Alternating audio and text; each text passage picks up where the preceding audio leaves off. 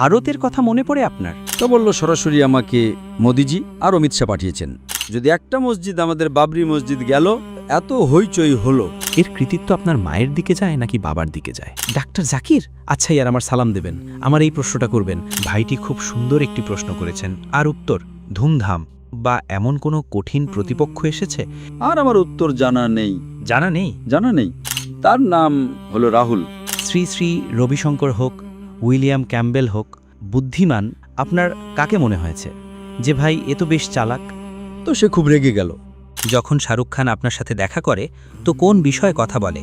না, সে আমাকে একটা বিষয় জিজ্ঞাসা করেছিল। কিন্তু শাহরুখ খানের প্রভাব এত বেশি, সেগুলোতে আপনার আগুনে পুড়িয়ে ফেলা উচিত। এটা কি বললেন আপনি?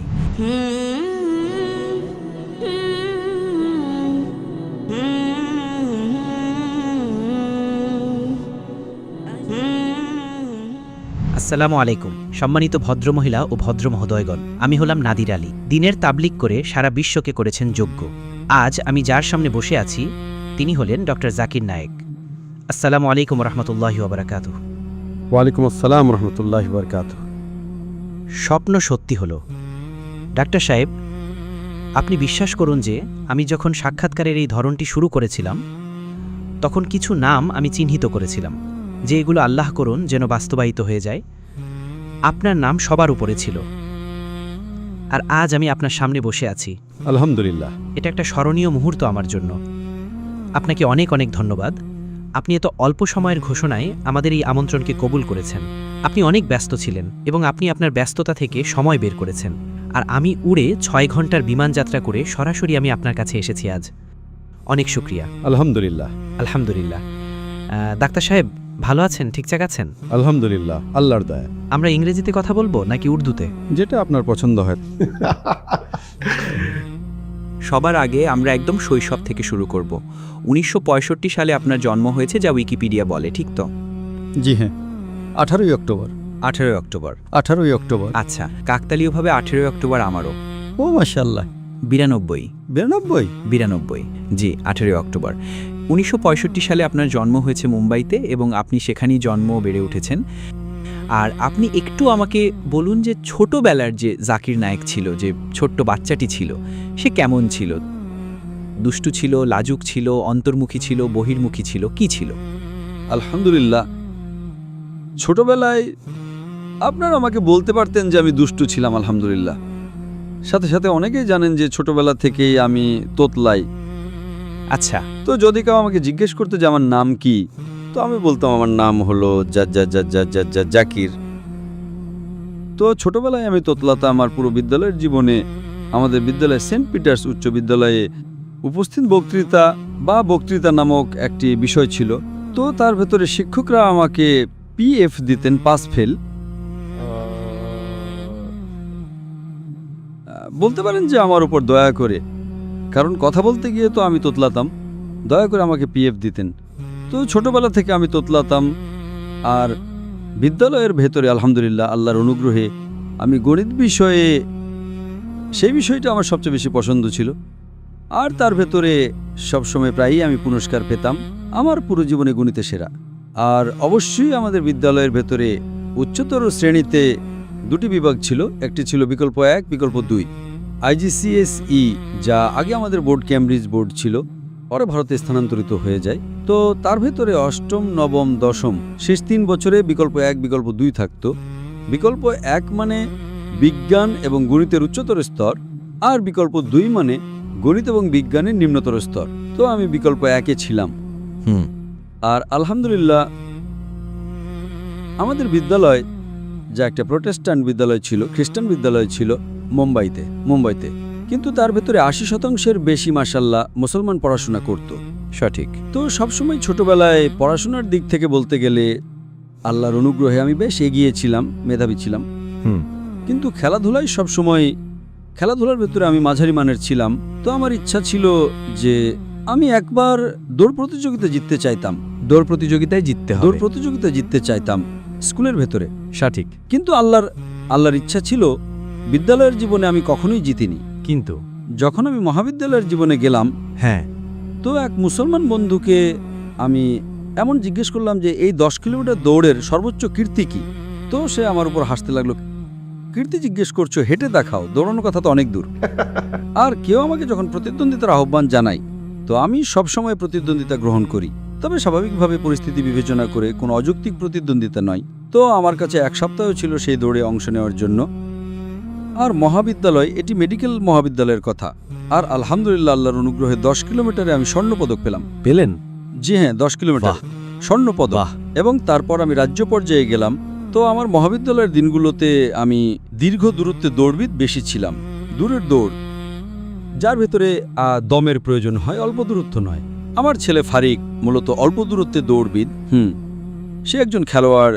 তো শারীরিক চর্চার দিক থেকে বলতে গেলে সেটা আমার ইচ্ছা ছিল বিদ্যালয়ে, কিন্তু আল্লাহ তা পূরণ করেছেন মহাবিদ্যালয়ের জীবনে।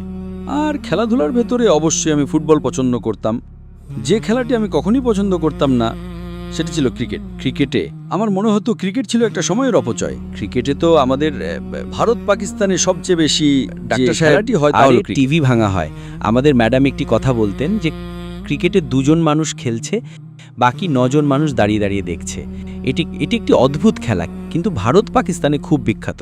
ভারত পাকিস্তানে অনেক বিখ্যাত, কিন্তু আমার দৃষ্টিকোণ থেকে এটি একটা সময়ের অপচয়। সময়ের অপচয়, সঠিক। তাতে যতটুকু ব্যায়াম বেশ কম অন্যান্য খেলাধুলার তুলনায়। ফুটবল ভালো, ফুটবল হোক, হকি হোক, ভলিবল হোক, বাস্কেটবল হোক, তার ভেতর আলহামদুলিল্লাহ শারীরিক কার্যকলাপ বেশি হয়। আমি এইমাত্র আমার টিমের সাথে কথা বলছিলাম। আমি বললাম, মাশাআল্লাহ, দেখুন ভাই ডাক্তার সাহেব, দুনিয়াতেও জান্নাতে থাকছেন, ইনশাল্লাহ আখিরাতেও জান্নাত। দুনিয়াতেও এত সুন্দর জায়গা যে সবুজ প্রকৃতি, আর পুত্রজায়া এত সুন্দর জায়গা যে আপনি বেছে নিয়েছেন। ভারত থেকে হিজরত করতে হয়েছে, ভারতের কথা মনে পড়ে আপনার? ভারত অবশ্যই। সামগ্রিকভাবে তো আল্লাহ তাআলা যে পরিকল্পনা করেছেন, অমাকারু অমাকার আল্লাহ আল্লাহু খায়রুল মাকিরিন, আল্লাহ সবচেয়ে উত্তম পরিকল্পনাকারী। তো ভারত ছাড়ার আক্ষেপ তো হয়েছিল প্রথমে, তারপর আমরা এখানে এলাম, বেশ কিছু লাভ হয়েছে, সামগ্রিকভাবে বেশ ভালো। কিন্তু আমরা ভারতে যে জিনিসের অভাববোধ করি সেটা হলো সেই দাওয়াত যা আমরা বড় খোলা মাঠে উন্মুক্তভাবে করতাম। 10-10 লাখের ভিড়, জি হ্যাঁ, মুসলমান এবং অমুসলিমদের সাথে। হ্যাঁ, আর অমুসলিম প্রায় 25%, 20 থেকে 25% আসতো। তো যদি জমায়েত হতো 1 লাখের, 25% হতো, 25,000 হতো অমুসলিম। অনেক বড় কাজ। যখন জমায়েত 5 লাখের হতো তো 25% হতো, অনেক বড় কাজ। জমায়েত 1 মিলিয়নেরও হয়েছে, 10 লাখের, তো তার মধ্যে থেকে 2.5 লাখ, 10 লাখেরও এতটাও জানা গেছে 2.5 লাখ অমুসলিম হতো। তো ওই যে দৃশ্য, ভারত ছাড়া কেবল 2 বা 3টি দেশে, আরও হতে পারে, আচ্ছা, হতে পারে ভারতের সমকক্ষ এত বড় জমায়েত। কোথায়? একটি হতে পারে পাকিস্তানে, জি, একদম ঠিক আছে, একটি হতে পারে বাংলাদেশে, ঠিক আছে, আর একটি ইন্দোনেশিয়াতে। একদম 3টেই সঠিক নাম বলেছেন। আর এখন পর্যন্ত আমি যখন পাকিস্তানে গিয়েছিলাম সেই সময় তো আমি বক্তৃতা দিতাম না, আমি বক্তাই ছিলাম না। প্রথমবার জনসমক্ষে বক্তব্য যা ছোট পর্যায়ের উপরে আমার আয়োজনে দিয়েছিলাম 1992 সালে, জনসমক্ষে দিয়েছিলাম 1994 সালে, 93-94 সালে। আর তারপর এবার বাংলাদেশে যাওয়ার আমার পরিকল্পনা তৈরি হয়েছিল 2 বার। একবার যখন ডক্টর আহমেদ দিদাত, শেখ দিদাতের সাথে, আমার সেই সাল মনে নেই, কিন্তু আপনি এখনো পর্যন্ত বাংলাদেশে যাননি? এখনো যাইনি। আচ্ছা, তো 88 ছিল না 92 ছিল, এমন কিছু। দিদাত সাহেব যাওয়ার কথা ছিল, তো আমিও ভিসার আবেদন করে দিলাম। ভিসা লেগে গেল, সেই সফর বাতিল হয়ে গেল, তো আমি আর যাইনি। তারপর 13 সালের কথা, যে আমি রিয়াদ থেকে ভিসার আবেদন করেছিলাম। তারপর সেখান থেকে গোয়েন্দা সংস্থার খবর চলে এলো জমায়েত অনেক বড় হতে চলেছে, এখন পরিস্থিতি ঠিক নেই। ওহো, তো আপনি স্থগিত করলে ভালো হবে। তো 13 সালেও ভিসা লেগে গেল আর বাতিল হয়ে গেল। পাকিস্তানের কেমন প্রশ্ন আপনি জিজ্ঞেস করলেন, পাকিস্তান আসুন, আপনি কবে আসবেন? আসেননি কবে? এসে গেছি। পরবর্তী পরিকল্পনা আমার হয়েছিল যখন আমি হিজরত করলাম, 2016 সালে হিজরত করলাম। 16, হ্যাঁ, আমার সুযোগ ছিল হয়তোবা যে এখন কয়েক মাস পরে ফিরে যাব, 1 বছর পর, 2 বছর পর। তো যখন 3-4 বছর পর জানা গেল যে এখন যাওয়ার সম্ভাবনা নেই, ভারত, তো আমি সিদ্ধান্ত নিলাম এখন পাকিস্তান যেতে পারি আমি। তো 2020 সালের শুরুতে বা 19 সালের শেষে যখন সিদ্ধান্ত নিলাম যে এখন ভারত যাওয়ার সম্ভাবনা তো অনেক কম, এখন পাকিস্তান যাওয়ায় কোনো ক্ষতি নেই। পাকিস্তান তো আমাকে স্বাগতম জানাবে, অনেক দাওয়াত আছে, অনেক লোক জানে আমাকে। স্যার, আমার একটি প্রশ্ন জাগে। জি হ্যাঁ, আর এই ভারতীয় শ্রোতা যারা চিন্তাশীল শ্রোতা তাদের কাছ থেকেও প্রশ্ন যে এমন একজন ব্যক্তি যাকে আমি মনে করি যে এই উম্মতের মধ্যে এই সময়ে আন্তর্জাতিকভাবে তুলনামূলক ধর্মতত্ত্বকে এত ভালোভাবে বোঝেন যা হয়তো যার কোনো দৃষ্টান্ত পাওয়া যায় না, ভারতে মানে এটা বুঝতে পারছি না যে কেন আপনি যেতে পারবেন না। আপনার বাড়ি মানে আপনি মক্কায় আছেন আর আপনি জানতে পারছেন যে ভারতে এটা হয়ে গেল, আর আপনি মক্কা থেকে নিজের বাড়িতে যানই না আর আপনি মালয়েশিয়ায় স্থানান্তরিত হয়ে যান। এটা একটু এই জিনিসটা বলুন, এটা কি ছিল, কি হুমকি ছিল? পাকিস্তান আসার উপর কোনো নিষেধাজ্ঞা ছিল না। আগে পাকিস্তান ভিসা পাওয়া কঠিন ছিল, কিন্তু আমার জন্য অনেক সহজ ছিল। সবাই জানেন, আমার বাবাও জানতেন। পাকিস্তান ভিসা পাওয়া তো আমার জন্য তো একটি ফোন কল ছিল। ঠিক আছে, তো নিষেধাজ্ঞা তো ছিল না, যেতে চাইলে তো যেতে পারতাম। আর আমি 91 সালে গিয়েছিলাম, কিন্তু যে দাওয়াতের কাজ আমি করছিলাম, তো ইসলামের মূলনীতি আছে, শরীয়তের মূলনীতি আছে। একটি বড় ক্ষতি এড়ানোর জন্য একটি ছোট ক্ষতি হতে দেওয়া উচিত। যে ছোট ক্ষতিকে মেনে নাও বড় ক্ষতি থেকে বাঁচার জন্য। যদি আমি পাকিস্তান যেতাম আসতাম, হতে পারে আমার প্রতিষ্ঠান নিষিদ্ধ হয়ে যেত, যখন তারা অভিযোগ করত যে ISI এর সাথে যুক্ত আছে। জি। তো সেই ভয়ের কারণে আমি যাইনি। এমন নয়, আমি তো পাকিস্তানদের ভালোবাসি। বাইরে যখন যেতাম পৃথিবীর বেশিরভাগ ক্ষেত্রেই যদি কোনো রাষ্ট্রদূতের সাথে দেখা হতো, সেটা পাকিস্তানি রাষ্ট্রদূত। যে দেশেই যাই না কেন, তো অনেক বেশি সম্ভাবনা, সেটা সৌদি আরব হোক, UAE হোক, বাহরাইন হোক, উপসাগরীয় দেশ হোক, বিদেশি রাষ্ট্র, যেখানেই যেতাম পাকিস্তানি রাষ্ট্রদূতের সাথে তো সাক্ষাৎ হতোই। খাওয়া দাওয়া করতে, দেখা করতে চলে আসতেন, এবং পাকিস্তানি মানুষদের সাথে তো ভালোবাসা ছিল। কিন্তু সতর্কতামূলকভাবে আমি নিজে পরিবেশ দেখলাম, তো সেই কারণে নিজেই আমি আর যাইনি। এখন কিন্তু কি সম্ভাবনা আছে ডাক্তার সাহেব ভারতে ফিরে যাওয়ার? তো এই জন্যই 2019 সালে যখন আমার সিদ্ধান্ত হয়ে গেল যে ফিরে যাওয়ার সম্ভাবনা তো নেই, তো আমি বললাম না, এখন পাকিস্তান যেতে পারি আমরা। তো আমার পরিকল্পনা ছিল 2020 সালে শেষের দিকে আসার পাকিস্তান। আর আমি মানুষের সাথে যোগাযোগ করলাম, তো পুরো হয়ে গিয়েছিল পরিকল্পনা। তো এটা 2020-এর শুরুর দিকে পরিকল্পনা হলো। আর বড় বড় যে সরকারের মানুষজন আছে সবাই রাজি হলো, কিন্তু চলে আসলো কোভিড চলে আসলো, একদম ঠিক। কোভিড চলে আসলো। তো কোভিড আসার কারণে এটা স্থগিত হয়ে গেল। আর সাধারণত পরিকল্পনা থাকে অনেক, আমার দেশগুলো থেকে আমন্ত্রণ থাকে, তো পরিকল্পনা থাকে। তো সেটার কারণে 2020 সালে আবার বাতিল হয়ে গেল। কোভিড ছিল 2020 মার্চের মধ্যে, পুরো লকডাউন হয়ে গেল। তারপর 21-এ তো কোনো বক্তৃতার সফর হওয়ার নেই। তারপর আবার বক্তৃতার সফর শুরু হলো 2022 সালে। 21-এ মালয়েশিয়াতে শুরু করলাম বক্তৃতা দেওয়া আমি, কিন্তু আন্তর্জাতিকভাবে 22 থেকে শুরু হলো এবং এখন আবার খুলে গেছে। তো এখন আপনার আছে ইচ্ছা? জি হ্যাঁ, এখন তো ইচ্ছা আছে। আমন্ত্রণ আবার থেকে আসতে শুরু করেছে, এবং 2020-এ আপনি আসার কথা ছিল। স্যার, আমার এমন মনে হচ্ছে যে এখনই আপনি চলে আসবেন, আমার মন বলছে। এখন আমন্ত্রণ সম্প্রতি চলে এসেছে, তো ইনশাআল্লাহ। কিন্তু এখন আবার সেই অবস্থা যা হয় পাকিস্তানে, হ্যাঁ, এই প্রতিবাদ হচ্ছে, ওই প্রতিবাদ হচ্ছে। তো ওই তারিখের একটু ইনশাআল্লাহ, আল্লাহ যদি চান, তো আমি চাই যে এই বছর আসি ইনশাল্লাহ। ইনশাআল্লাহ। আশাবাদী দোয়া করবেন সম্মানিত ভদ্রমহিলা ও ভদ্রমহোদয়গণ, আপনারাও যে ডাক্তার সাহেব পাকিস্তানে আসেন। ডাক্তার সাহেব, আমার প্রশ্ন সেখানেই থেকে গেল, এখন ভারতে যাওয়া আপনার জন্য সম্ভব কিনা? ভারতে যাওয়া তো একদম সহজ, বাইরে বের হওয়া কঠিন। যাওয়া তো এরা তো লাল গালিচা দিয়ে দেবে আমাকে, আসো ভাই আসো, আচ্ছা, ভেতরে আসো, জেলে বসো, अरेस्ट कर लेंगे वो। স্পষ্টতই আচ্ছা। তাদের তালিকায় তো 1 নম্বর সন্ত্রাসী জাকির নায়েক। যদি আমি বড় সংখ্যায় অমুসলিমরা যদি ইসলাম দ্বারা প্রভাবিত হয়ে ইসলাম গ্রহণ করে, আল্লাহ তাদেরকে হেদায়েত দেন, তো আমি তাদের জন্য সন্ত্রাসী হয়ে গেলাম, তাই না? যদিও অনেক অভিযোগ লাগিয়েছে, কিন্তু আল্লাহর সাহায্যে একটাও অভিযোগ প্রমাণিত হয়নি, মাশাআল্লাহ।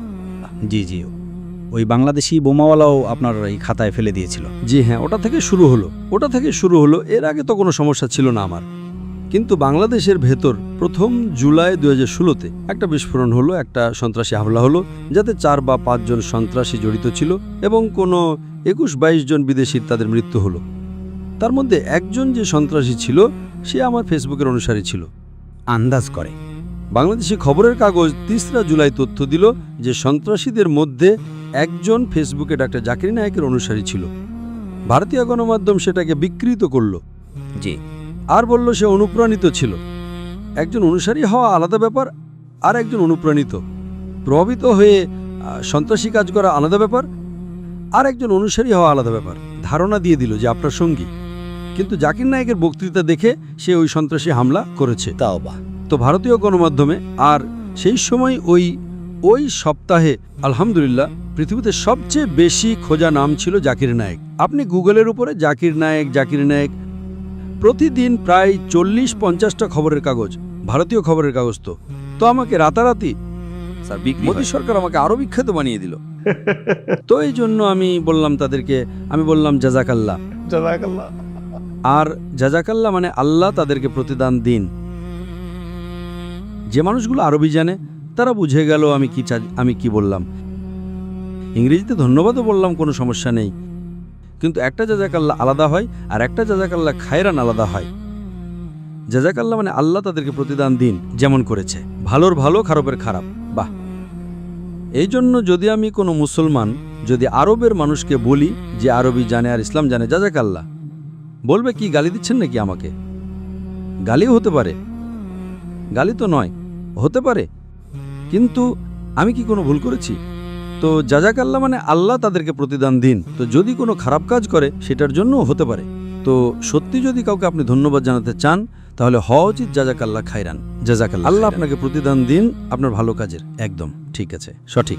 তো একটা কথা হলো যে মোদির কাছ থেকে আমার অনেক লাভও হয়েছে আলহামদুলিল্লাহ। হিজরত করেছি, হিজরত তো করতাম না আমি, আর হিজরত করে অনেক লাভও হয়েছে। আল্লাহ তাআলার এটা পরিকল্পনা। আল্লাহ তাআলা যে পরিকল্পনা করেন, তো যে মানুষগুলো ইসলামের শত্রু থাকে তাদের দিয়েও অনেক ভালো কাজ করিয়ে নেন।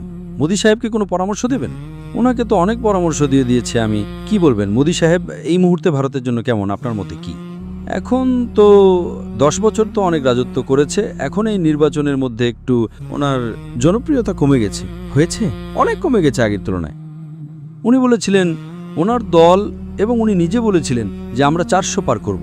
543টা আসন আছে, 543টা আসন আছে, ওনাদের 400-র বেশি পাওয়ার কথা ছিল। আল্লাহর সাহায্যে 50% পাননি উনি। প্রথম নির্বাচনে 50-এর বেশি পেয়েছিল, 50 থেকে 53% জোটের সাথে হয়ে গিয়েছিল। আলহামদুলিল্লাহ ওনার দল একাই 50% পার করেছিল, 54 বা 55%, আর জোটের সাথে প্রায় 64-65-র উপরে হয়ে গেল।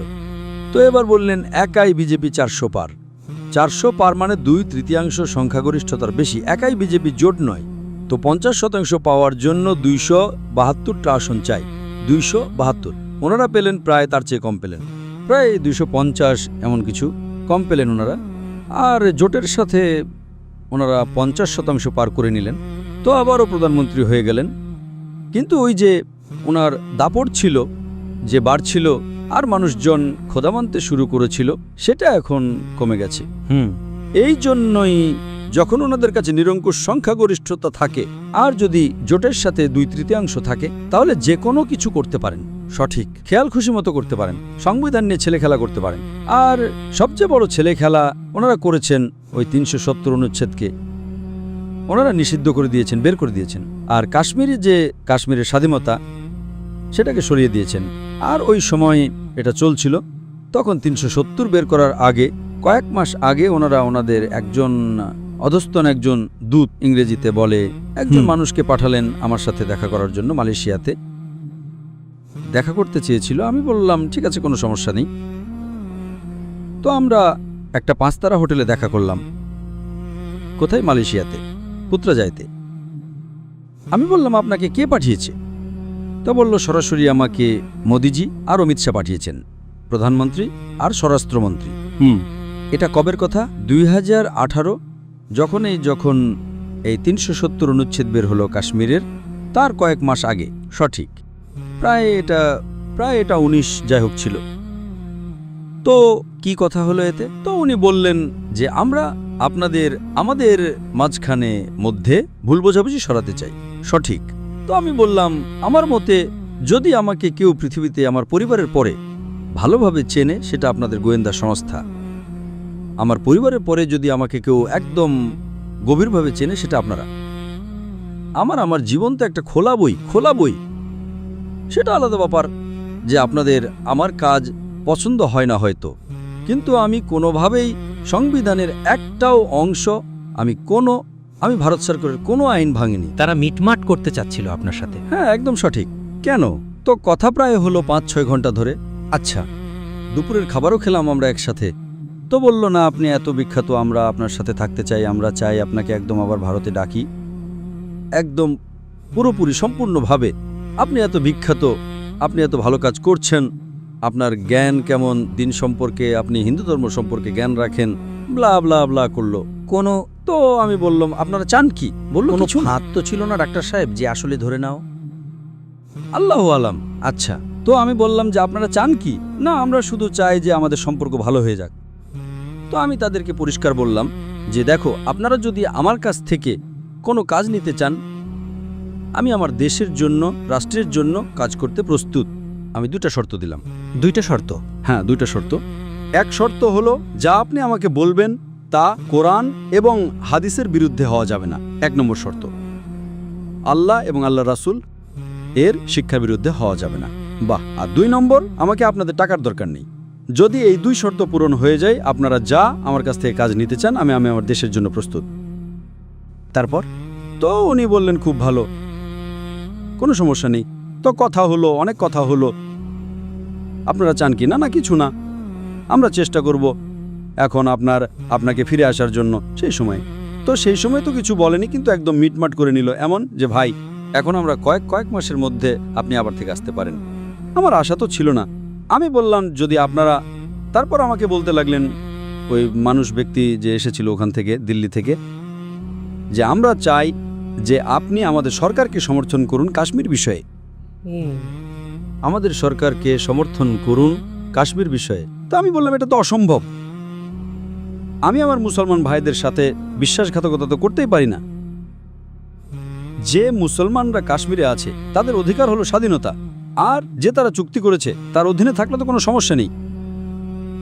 অনুচ্ছেদ 370 হলো এমন একটা অংশের, এটা একটা সংবিধান যার ভেতরে তারা স্বাধীনতা পেয়েছে। কিছু জিনিসের ভেতরে স্বায়ত্তশাসন আছে, কিছু জিনিসের ভেতরে তার সাথে ভারত সরকারের আছে।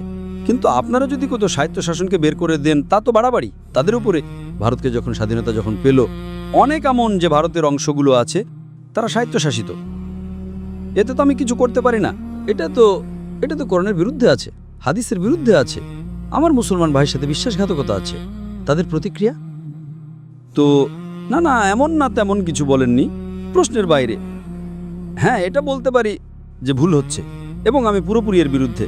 ঠিক আছে, তাদের ধরন ছিল, এটা বিজেপি সরকারের ধরন, যে মুসলমানকে যদি যা চান, নিজের কাজ করানোর জন্য হোক, ওলামা হোক, ব্যবসায়ী মুসলমান হোক, যে কেউ হোক, বা অমুসলিম হোক, তারা প্রথমে এসে ভালোবেসে কথা বলে, তারপর চেষ্টা করে টাকা দিয়ে কেনার, না কেনা গেলে হুমকি দেয়, ভেতরে করে নেবে। এটা তাদের সূত্র। ভালোবেসে করো, প্রশংসা করো, আমরা তোমাদের লাভ দেব। 2 নম্বর, টাকা দিয়ে কেন। প্রায় এই প্রথম 2টাতে প্রায় মানুষ রাজি হয়ে যায়। তৃতীয় হলো, না করলে আমরা ইডিএর তল্লাশি চালাবো, আয় করে তল্লাশি চালাবো। তো আমার সাথে তো সবকিছুই করে নিয়েছে তারা, আমার সমস্যাই নেই। পুলিশ পাঠিয়েছে, ইডি পাঠিয়েছে, এটা পাঠিয়েছে, 1 নম্বর সন্ত্রাসী বলে দিয়েছে। তো আমি ধন্যবাদ বলি, যদি মানুষ মুসলমানের মধ্যে, তো অনেক মানুষ, প্রায় মানুষ জানতো ভারতে, অমুসলিমের মধ্যেও জানতো ভারতে, কিন্তু মোদির পরে এই গদি গণমাধ্যম যা আছে সেটা, যে আমাকে সবসময় গণমাধ্যমে আসার কারণে এখন তো মাশাআল্লাহ অনেক ছোট শতাংশ অমুসলিম ভারতে হবে যারা আমাকে চেনে না। আমার মনে হয় না যে চেনে না। অনেক কম হবে। তো এটা তাদের কারণে। আর তারপর যখনই আমি ভ্রমণ করি, হোক মালয়েশিয়াতে বা বাইরে, অমুসলিমরা এখনও আমাকে ভালোবাসে। তাদের মূল সমস্যা ছিল যে যখন মুসলমানরা আমার বক্তৃতায় আসে সেটা আলাদা কথা, কিন্তু প্রভাবিত হয়ে সেটা ইসলামের যে ভুল ধারণা দূর হয়ে যায়, আর অনেক মানুষ ইসলামও গ্রহণ করে। তো সেটার কারণে তাদের ক্ষতি হচ্ছিল, ওই যে হিন্দুত্বের যে বিবৃতি ছিল না। আর তারপর পরে এনএআইসি আইন চলে আসলো, ওই খসড়া আইন পাশ হয়ে গেল। তারা চেয়েছিল, তার ভেতরেও আমি সমর্থন করি। আমি বললাম প্রশ্নের বাইরে। তো সেই সময় কারণ আমরা আবার ওইদিকে আসি, যে তারা সংখ্যাগরিষ্ঠতে ছিল, তো পাশ করতে পারত। করো, সংসদে যাও, কেউ আপত্তি নিতেই পারে না। বিরোধী দলীয় নেতাও নেই। ভারতীয় সংসদের নিয়ম হলো, বিরোধী দলীয় নেতা হওয়ার জন্য আপনার দলকে কমপক্ষে 10% আসন চাই। তো 543-এর মধ্যে 55টা আসন যদি আপনার দল পায়, তবে আপনি বিরোধী দলীয় নেতা হতে পারেন। এই 10 বছর পর্যন্ত কোনো দল 55টা আসনও পায়নি, তো বিরোধী দলীয় নেতা ছিলই না। কিন্তু এই নির্বাচনে এখন যা কিছু কয়েক মাস আগে শেষ হলো, 2024 সালে শেষ হলো, আলহামদুলিল্লাহ এতে কংগ্রেস 99টা আসন পেয়ে গেছে। আর বাকি যে ভারতের জোট ছিল তারা সংখ্যাগরিষ্ঠতা তো পায়নি, কিন্তু কাছাকাছি ছিল। তো এখন বিরোধী দল শক্তিশালী। এখন কি হয়ে গেল, এখন যে বলছেন না তাদের চাপ এবং দাপট মোদির এখন কমে গেছে, হয়ে গেছে। এখন এই দুটো প্রধান যা সংসদের সাথে যে ছেলেখেলা করেছে মুসলমানদের সাথে, এবং যা সংসদে যা সংবিধানে পরিবর্তন করে যা সংশোধনী করে যা মুসলমানের উপর জোরপূর্বক অনেক কিছু করেছে, এই দুটো প্রধান ছিল। এখন তৃতীয় করতে যাচ্ছিল। কয়েক সপ্তাহ আগে একটা সংশোধনী খসড়া আইন নিয়ে এসেছেন তারা, ওয়াকফ সংশোধনী খসড়া আইন। ওয়াকফ তো আপনারা জানেন একটা সম্পত্তি দান। আর ভারতে একটা সংস্থা যার কাছে সবচেয়ে বেশি জমি আছে, 1 নম্বর হলো ভারতের প্রতিরক্ষা বিভাগ, 2 নম্বর হলো ভারতীয় রেলওয়ে, 3 নম্বর হলো মুসলিম ওয়াকফ বোর্ড। তো মুসলিম ওয়াকফের যে সম্পদ আছে, যে সম্পত্তি আছে, তা 9.4 লাখ একর আছে। ওহো, 9.5 লাখ প্রায়, একটা 9.5 লাখ একর আছে, বলুন। অর্থাৎ 41 বিলিয়ন বর্গ ফুট, অর্থাৎ 3800 বর্গ কিলোমিটার। দেশের চেয়েও বেশি আছে। আমরা ছোট ছোট দেশ যা বাইরে আছে তার চেয়েও বড় আছে। জি জি জি। তো এরা এখন খসড়া আইনে সংশোধনে আনতে চায় যে ওই খসড়া আইনের বোর্ডের উপরে আমরা অমুসলিমকে রাখব, আমরা সরকারকে আরও ক্ষমতা দেব।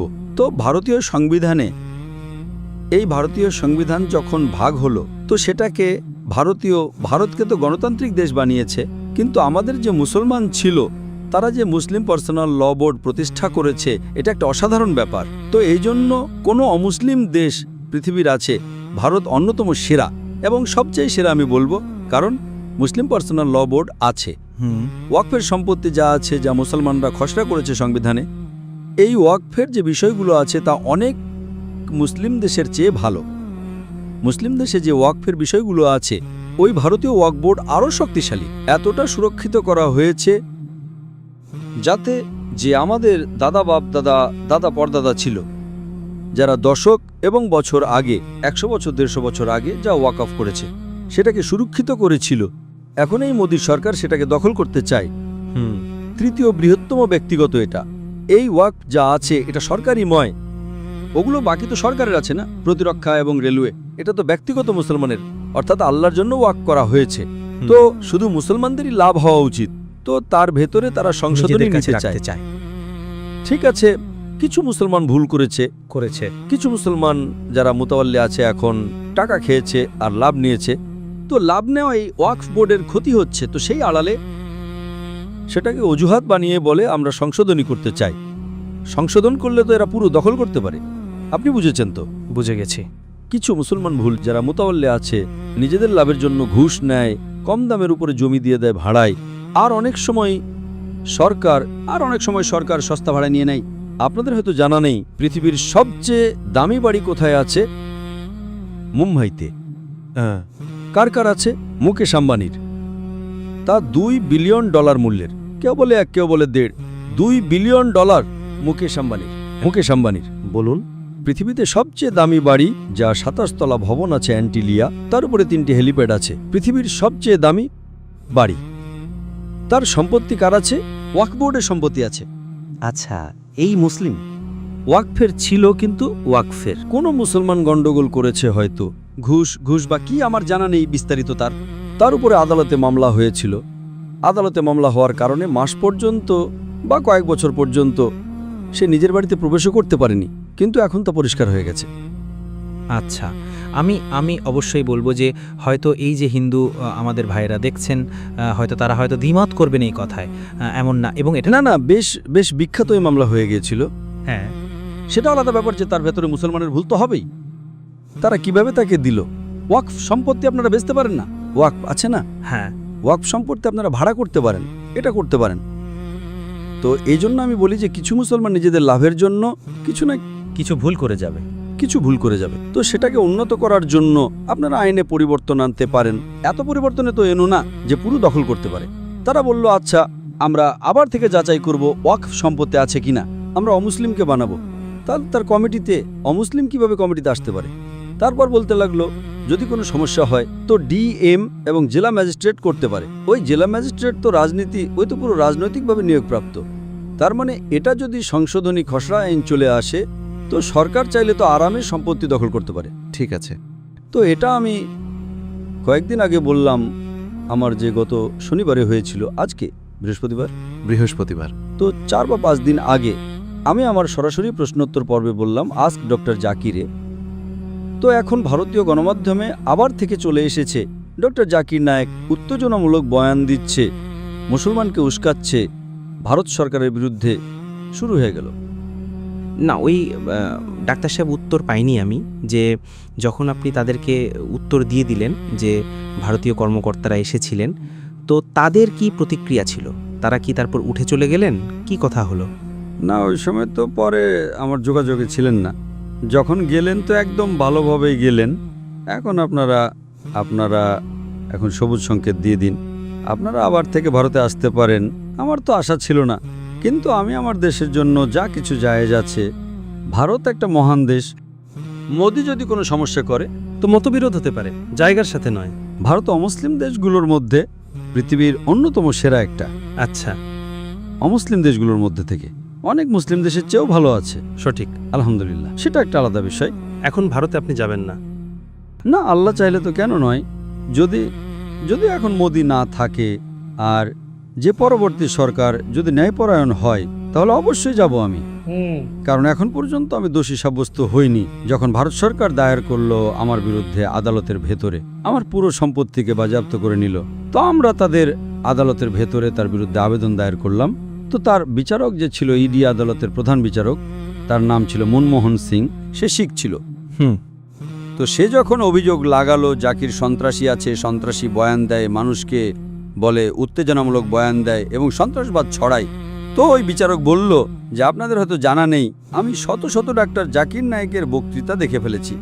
বাহ। আপনারা আমাকে একটা বক্তৃতা বলুন ওনার, ডাক্তার জাকির নায়েকের প্রসঙ্গের ভেতরে উনি সন্ত্রাসবাদকে প্রচার করেছেন, আর আমি ওনার পুরো সম্পত্তির উপরে বাজেয়াপ্ত করার নির্দেশ দিয়ে দেব। ঠিক আছে, শুধু একটা হ্যাঁ বলেনি। আইনজীবী চুপ হয়ে গেল। তো উনি বললেন যে আপনারা কি ডাক্তার জাকির নায়েকের বয়ান দেখেছেন? তো আইনজীবী বললেন না, দেখিনি আমি। তো আপনারা যখন শুনেননি ওনার উপর অভিযোগ লাগাচ্ছেন, অন্তত শুনুন তো ঠিক করে। তো ঐতিহাসিক রায় ছিল এটা।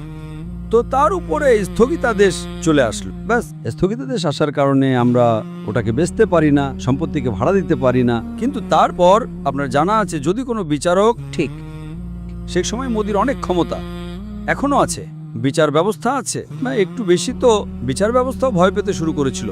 আপনি বয়ান তাদের, যদি আপনি রায় তাদের হিসাব অনুযায়ী না দেন, আপনাকে বদলি করে নেয়, তাদের হাতে আছে।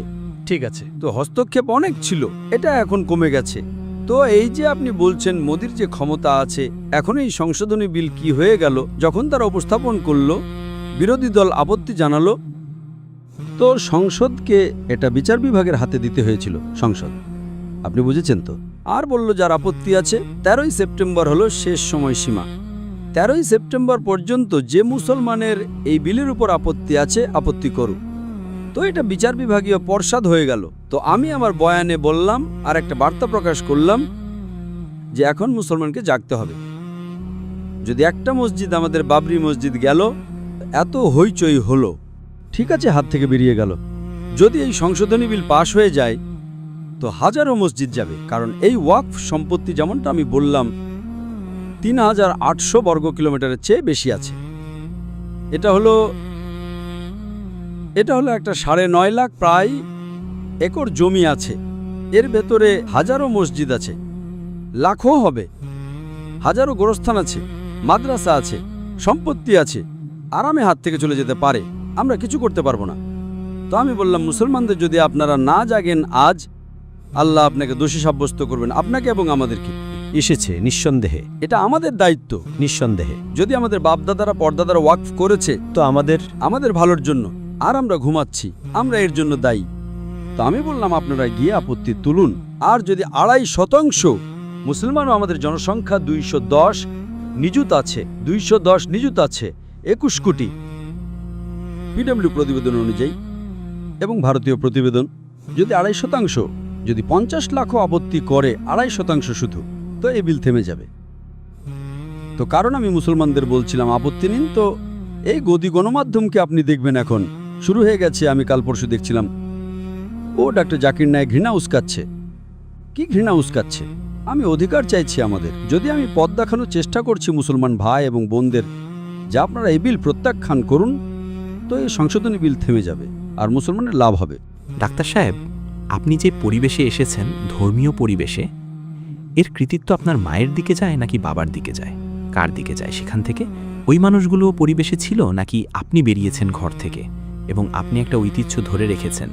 এটা কি হলো বলুন। বেশিরভাগ ঘরের পরিবেশ ছিল, আলহামদুলিল্লাহ, ঘরের পরিবেশ বেশ ইসলামী ছিল। কিন্তু মা বাবা কখনোই আমাদের বাধ্য করেননি, কখনোই। फोर्स नहीं किया कि भाई नमाज पढ़ो, कहते थे। কিন্তু কখনো জোর জবরদস্তি করেননি। ঠিক আছে। তো আমরা যখন আমি বিদ্যালয়ে ছিলাম, তো ছোটবেলা থেকে মনে আছে আমার যে আমি শিশু শ্রেণীর ভেতর বা প্রাথমিকে রোজা রেখেছি, কিন্তু পুরো মাস আমি পূর্ণ করেছি দ্বিতীয় শ্রেণীতে 7 বছর বয়সে। তো 7 বছর বয়সে সবচেয়ে প্রথমবার আমি পুরো রমজান রোজা রেখেছি। মাশাল্লাহ। তার আগে 4 বা 5 বছর বয়সে আমি 5-10টা এমন রেখে থাকব। আর যতদূর নামাজ পড়ার প্রশ্ন আছে, তো আমি আমার মা বাবাকে দেখতাম, তো আমি নামাজ পড়তাম, কখনো দিনে 2 বার, কখনো দিনে 3 বার, কখনো 4 বার, কিন্তু কখনো মা বাবা জোর জবরদস্তি করেননি। কিন্তু মানুষজন পড়তো, তো আমিও পড়তাম। 7ম বা 8ম শ্রেণীর মধ্যে হবে যখন আমার মা বাবার একজন বান্ধবী ছিল, যে আমাকে বলল যে বেটা আপনি যখন নামাজ পড়েন তো 5 ওয়াক্ত পড়েন। আমি বললাম কখনো কখনো পড়ি, কখনো 3 বার, কখনো 4 বার, কখনো 5 বার। তো তিনি বললেন যে আপনি যখন নামাজ পড়বেন, তো যদি আপনি আসরের নামাজ পড়েন তো আল্লাহর কাছে দোয়া করুন যে আপনার মাগরিব যেন ছুটে না যায়। যখন মাগরিবের নামাজ পড়বেন তো নামাজের পর দোয়া করুন যে এশা যেন ছুটে না যায়। বাহ। এশার যখন নামাজ পড়বেন দোয়া করুন যে ফজর যেন ছুটে না যায়, আর ফজরের পর দোয়া করুন যে জোহর যেন ছুটে না যায়, জোহরের পর আসর যেন ছুটে না যায়। এটা 40 দিন পর্যন্ত করুন, তারপর আপনার যদি যতবার পড়ার ইচ্ছা হয় পড়ুন। তো আমি বললাম আচ্ছা ইনশাল্লাহ 40 দিন তো পুরো করব আমি, 40 দিন করাতে কি আছে। বাহ। তো সেই সময় থেকে আলহামদুলিল্লাহ। বলে 40 দিন যদি আপনি নামাজকে না ছাড়েন না, তো তারপর 40 দিনের পর নামাজ আপনাকে ছাড়বে না, নামাজ ধরে নেবে আপনাকে। এটা একটা অভ্যাস হয়, তৈরি আলহামদুলিল্লাহ। হয়ে যায়। তো 7-7ম শ্রেণীতে ছিলাম আমি প্রায় আনুমানিকভাবে। সেই সময় থেকে মাশাল্লাহ 5 ওয়াক্তের নামাজ। তো যতদূর ঘরের পরিবেশ ইসলামী ছিল, কিন্তু এটা উন্মুক্ত ছিল। যেমন আব্বা আম্মি আমাদেরকে স্বাধীনতা দিয়েছিলেন, যা আপনার ঠিক মনে হয় করুন, তারা পথ দেখাতেন। কিন্তু একজন সাধারণ মুসলমান যা করে, 5 ওয়াক্ত নামাজ মাশাল্লাহ পড়তাম 7 বছর বয়স থেকে। আমি দুঃখিত, 7ম শ্রেণী থেকে 13 বছর বয়স থেকে রোজা রাখতাম, মাশাল্লাহ হজও করেছিলাম।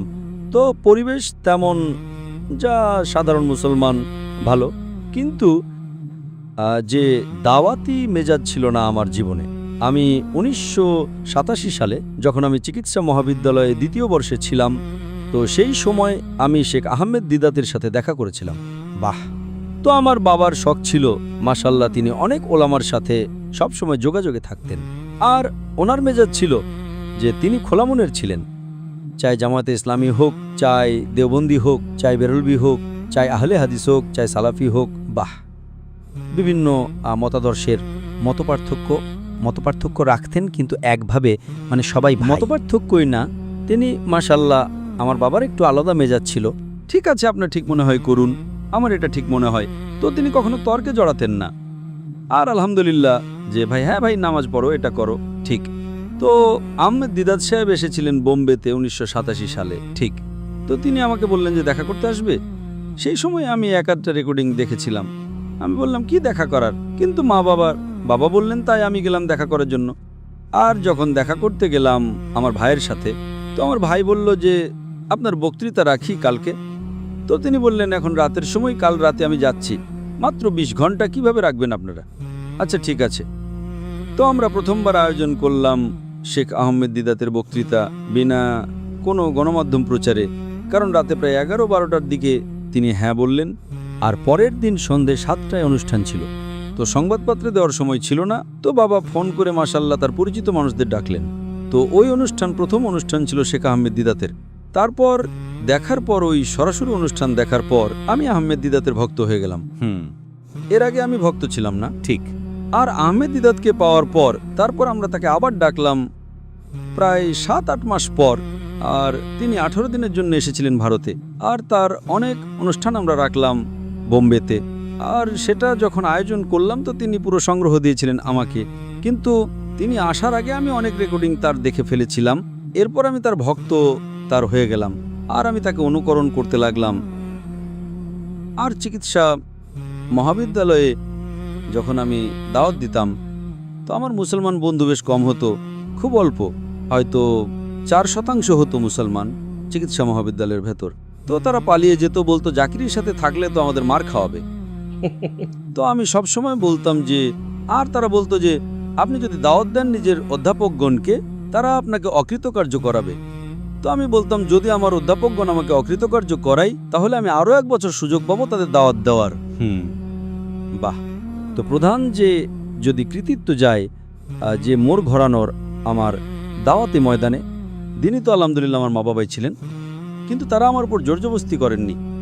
দিদাত সাহেবের সাথে দেখা হওয়ার পর দিদাত সাহেব আমাকে শরীরের চিকিৎসক থেকে আত্মার চিকিৎসক করে দিয়েছেন, পরিবর্তন করে দিয়েছেন। বাহ, আত্মার চিকিৎসক, শরীরের চিকিৎসক থেকে আত্মার চিকিৎসক। কি দারুণ ভাই, বাহ। আগে শরীরের ডাক্তার ছিলাম, এখন রুহের হয়ে গেছেন। এখন রুহের হয়ে গেছি। সুবহানাল্লাহ। আর যে মজা পেতাম যদি কোনো রোগীকে সুস্থ করার ক্ষেত্রে, আলহামদুলিল্লাহ। আর আমি মনে করতাম যে চিকিৎসা পেশা হলো পৃথিবীর সেরা পেশা। এই জন্য আমি বেছে নিয়েছিলাম যে আমি চিকিৎসক হই। আমার বাবাও চিকিৎসক ছিলেন, আমার ভাইও চিকিৎসক ছিলেন, তারা জোরজবস্তি করেননি। কিন্তু আমি বুঝতাম যে একজন চিকিৎসা সংক্রান্ত চিকিৎসক, একজন তবিব সবচেয়ে সেরা পেশা।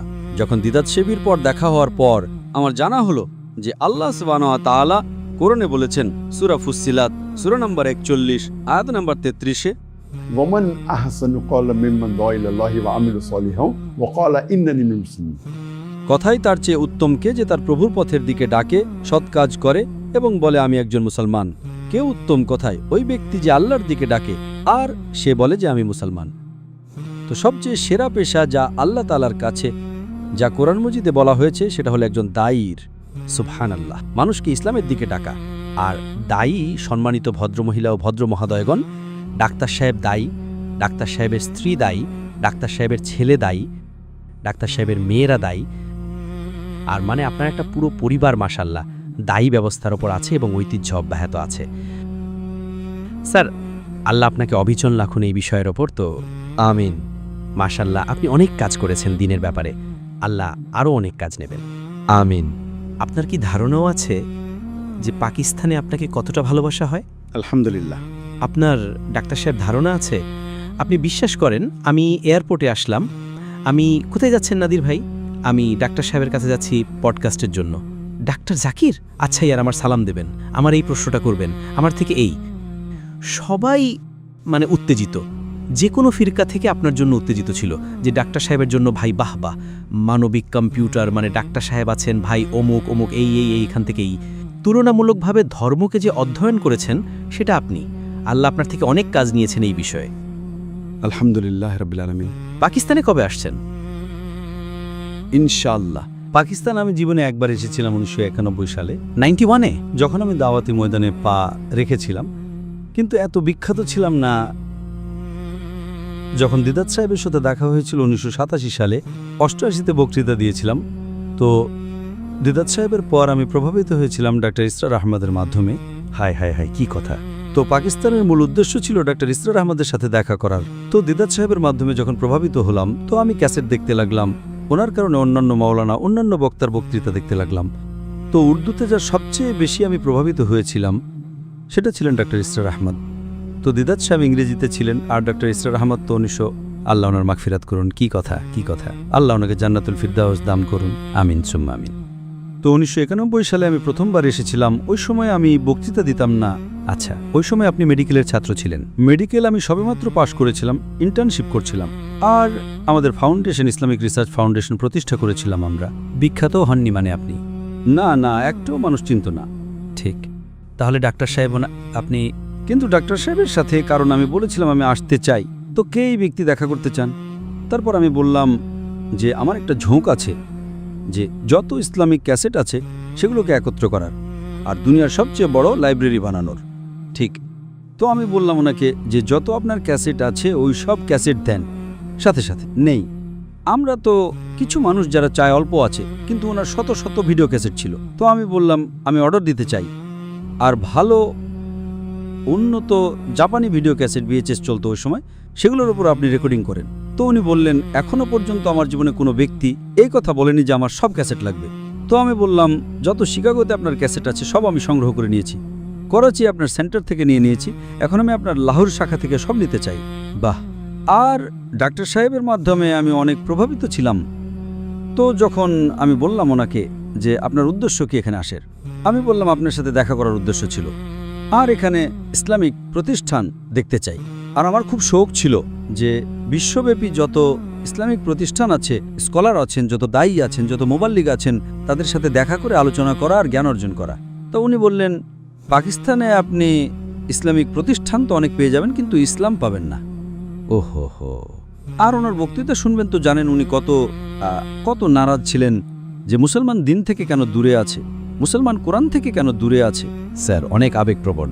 আর উনি যে একটা দিক নির্দেশনা আমাকে দিয়েছিলেন, যে উনি বলেছিলেন যে দায়ীকে সবসময় নিজের যে প্রয়োজন আছে সেটা কম কম করা উচিত, একদম কম। বাহ বাহ। প্রয়োজন কম করো, যাতে আপনাকে জীবনযাপন করার জন্য কারো মুখাপেক্ষী না হতে হয়, সহজ হয়, মুখাপেক্ষী না হন। আর যদি আপনার কোনো বিষয়ে বলার থাকে, ইসলাম সম্পর্কে জোরালোভাবে বলতে পারবেন। আপনাকে কারো ইচ্ছা পূরণ করার, কাউকে তোষামোদ করার প্রয়োজন নেই। একদম ঠিক। বাহ। জুহুদ প্রতিষ্ঠা করা। আর এই যে উনি পরামর্শ দিয়েছেন, আর আল্লাহর দয়া আলহামদুলিল্লাহ আল্লাহ অনেক দিয়েছেন। তো আর্থিক দিক দিয়ে কখনো কষ্ট হয়নি। যেমন আপনি বলছিলেন যে আমার বাবা মা, যখন আমি বললাম ওনাদেরকে যে আমি কি দায়ী হতে পারি, তো বাবা মা বললেন কোনো সমস্যা নেই। তো আমি বললাম এখন আমি মেডিকেল কলেজে আছি, আমি PG করব, তো 2 ঘন্টা আমি করব সপ্তাহে, কোনো সমস্যা নেই। তারপর বললাম দিনে 2 ঘন্টা করার, উনি বললেন কোনো সমস্যা নেই। তারপর বললাম 50-50 দাওয়া, 50% মেডিকেল প্র্যাকটিস, বললেন কোনো সমস্যা নেই। বাবা কি করতেন? বাবাও ডাক্তার ছিলেন। আচ্ছা, তিনিও ডাক্তার ছিলেন। বাবা সাইকিয়াট্রিস্ট ছিলেন। মাশাআল্লাহ, আল্লাহ অনেক উত্তম প্রতিদান দিন। তো তারপর আমি বললাম যে 50-50, বললেন কোনো সমস্যা নেই। তারপর বললাম 2 ঘন্টা মেডিকেল প্র্যাকটিস করব, বাকি দাওয়া করব, বললেন কোনো সমস্যা নেই। আর এসব এমন নয় যে 2 বছর পর হয়েছে, 3 মাস পর। তো 1.5-2 বছর আমি বললাম বাবা মার কাছে যে আমি শতভাগ দাওয়া করব, বললেন কোনো সমস্যা নেই। তো পুরো সমর্থন ছিল ওনাদের সমর্থন ছিল। তো আমার কোনো, যতদূর আমার আর্থিক সমস্যায় ছিল না। যখন আমি ডাক্তার ইসরার আহমদ সাহেবের সাথে দেখা করলাম, তো উনি বললেন নিজের প্রয়োজন আপনি কম করেন। আর এটা আমি আগে বলেছি আপনাকে, কিন্তু উনি বললেন যে আপনাকে দুটোর মধ্যে একটা বেছে নিতে হবে, দুনিয়া নাকি দিন। না, এখানে মেডিকেল যদি আপনাকে পারদর্শী হওয়ার থাকে, আচ্ছা হ্যাঁ, এদিকে মেডিকেল ডাক্তার নাকি দায়ী। ইসলামে তো দিন আর দুনিয়া দুইই আছে, একটা একমাত্র ধর্ম আছে যাতে দুটোই গুরুত্বপূর্ণ। বাহ বাহ বাহ। কিন্তু যদি আপনাকে স্পেশালিস্ট হওয়ার থাকে, উনি বললেন যে আমি 7 বছর চেষ্টা করেছি, মেডিকেল ডাক্তার ছিলাম আর দাওয়াতে দিতাম। যদি এক ফিল্ডে পারদর্শী হওয়ার থাকে, দুটোর মধ্যে একটা বেছে নাও। তো ওটা আমার একটা উদ্দেশ্য ছিল। যখন আমি ফিরে গেলাম, ওই সময় আমি বাবাকে বললাম যে আমার 50% করার আছে, তারপর আমি ফুল বললাম। তো এই যে আমার সময়টা ছিল আমার MBBS পাস করার পর, আর এটা প্রায় 1 থেকে 1.5-2 বছর ছিল, যখন আমি পোস্ট গ্রাজুয়েশন করার কথা ছিল। তো তারপর আমি ছেড়ে দিলাম। তো ডাক্তার ইসরার আহমদ সাহেবের অনেক বড় হাত ছিল এর মধ্যে, যে আমি আমার মেডিকেল পেশাকে আমিও তাড়াতাড়ি ছাড়লাম। নয়তো হতে পারতো যে আরও আমি প্র্যাকটিস করতাম। আর বাবা মার দিক থেকে পুরো সমর্থন ছিল, বাবা মার দিক থেকে, ভাইয়ের দিক থেকে, বোনের দিক থেকে, পরিবারের দিক থেকে, যে আপনি চিন্তা করবেন না, আপনার জীবনযাপনের চিন্তা করবেন না, আপনি ফুল টাইম দায়ী হন, আমরা আপনাকে সমর্থন করব। ডাক্তার ইসরারের পর, ওই সাক্ষাতের পর ওনার সাথে সাক্ষাৎ হয়নি? যখন আপনি মাশাল্লাহ খ্যাতি পেয়ে গেলেন, আপনি এত বড় পাবলিক ফিগার হয়ে গেলেন, 1991 সালে সাক্ষাৎ হলো, তো ওনার সাথে সবসময় যোগাযোগে ছিলেন। আর তারপর আমরা ওনাকে 2004 সালটা ঠিক 2004-এর কাছাকাছি, ঠিক আছে, আমরা ওনাকে আমন্ত্রণ জানিয়েছিলাম, ভারতে এসেছিলেন। ভারতে আমন্ত্রণ জানালাম আমরা 2004 সালে, আর উনি এসেছিলেন। আর আমরা মাশাল্লাহ ওই সময় আমাদের লেভেল একটু অন্যরকম ছিল। তো দিদাত সাহেবকে আগে আমরা আয়োজন করেছিলাম, বক্তৃতা তো আমাদের অভিজ্ঞতা ছিল, অন্যান্য অনেক লেভেল অন্য রকমের, মানে ওই দৃষ্টিসীমা মানুষ আর মানুষ। ক্যামেরাই দেখাতে পারছে না।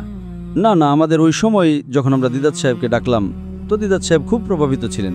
দিদাত সাহেব শুধু একটা কথাই বলেছিলেন, দেখো বেটা, আমার ভালো মাইক্রোফোন চাই, ভালো মাইক্রোফোন চাই। হ্যাঁ, তো আমরা নিয়ে আসলাম আর খুব খুশি হয়ে গেলেন।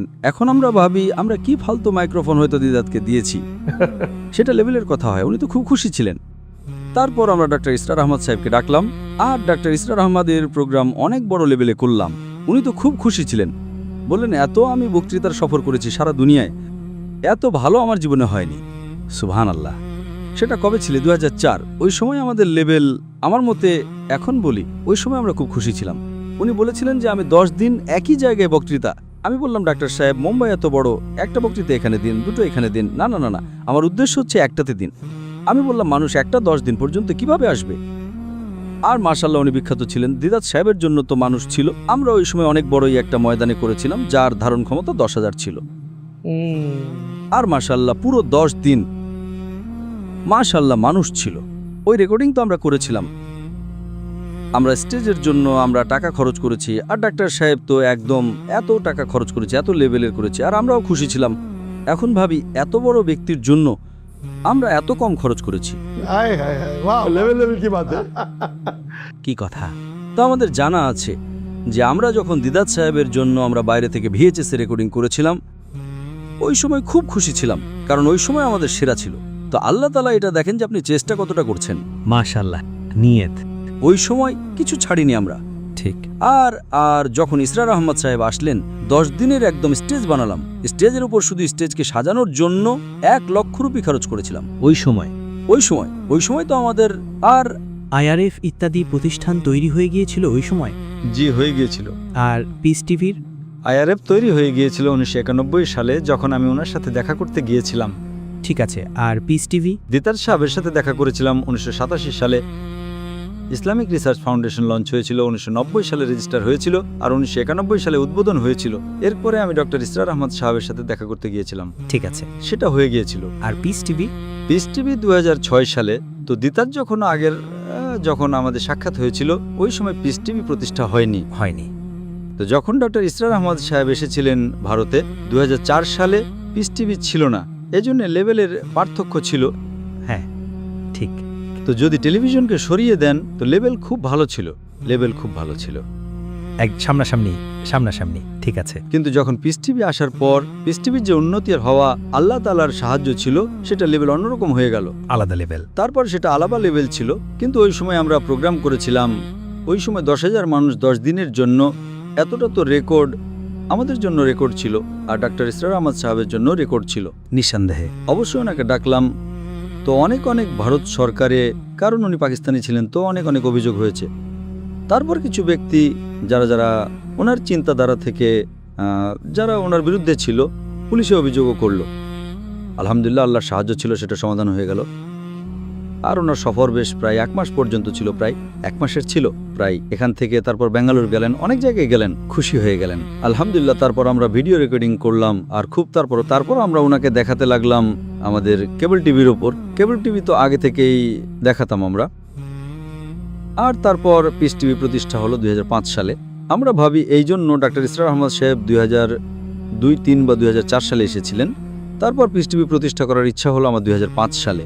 তার আগে একটু আমি জবাব দিয়ে দিই, আপনি বললেন পাকিস্তানে গিয়েছিলেন কিনা। তো পাকিস্তান 1991 সালে সবচেয়ে প্রথমবার আসলাম। তারপর আসার পর এত জিজ্ঞাসা হলো আমার, কেন গিয়েছিলেন, কি গিয়েছিলেন, ওসব কেউ কিনতো না আমাকে। আচ্ছা, পাকিস্তান গেলেন, কেন গেলেন, কার সাথে দেখা করলেন, কেন দেখা করলেন। আলহামদুলিল্লাহ, কোনো সমস্যা হয়নি। তো যখন দাওয়াতি ময়দানে আমি নামলাম, তো খুব স্বাভাবিক, কারণ আমি ভারতে থাকতাম।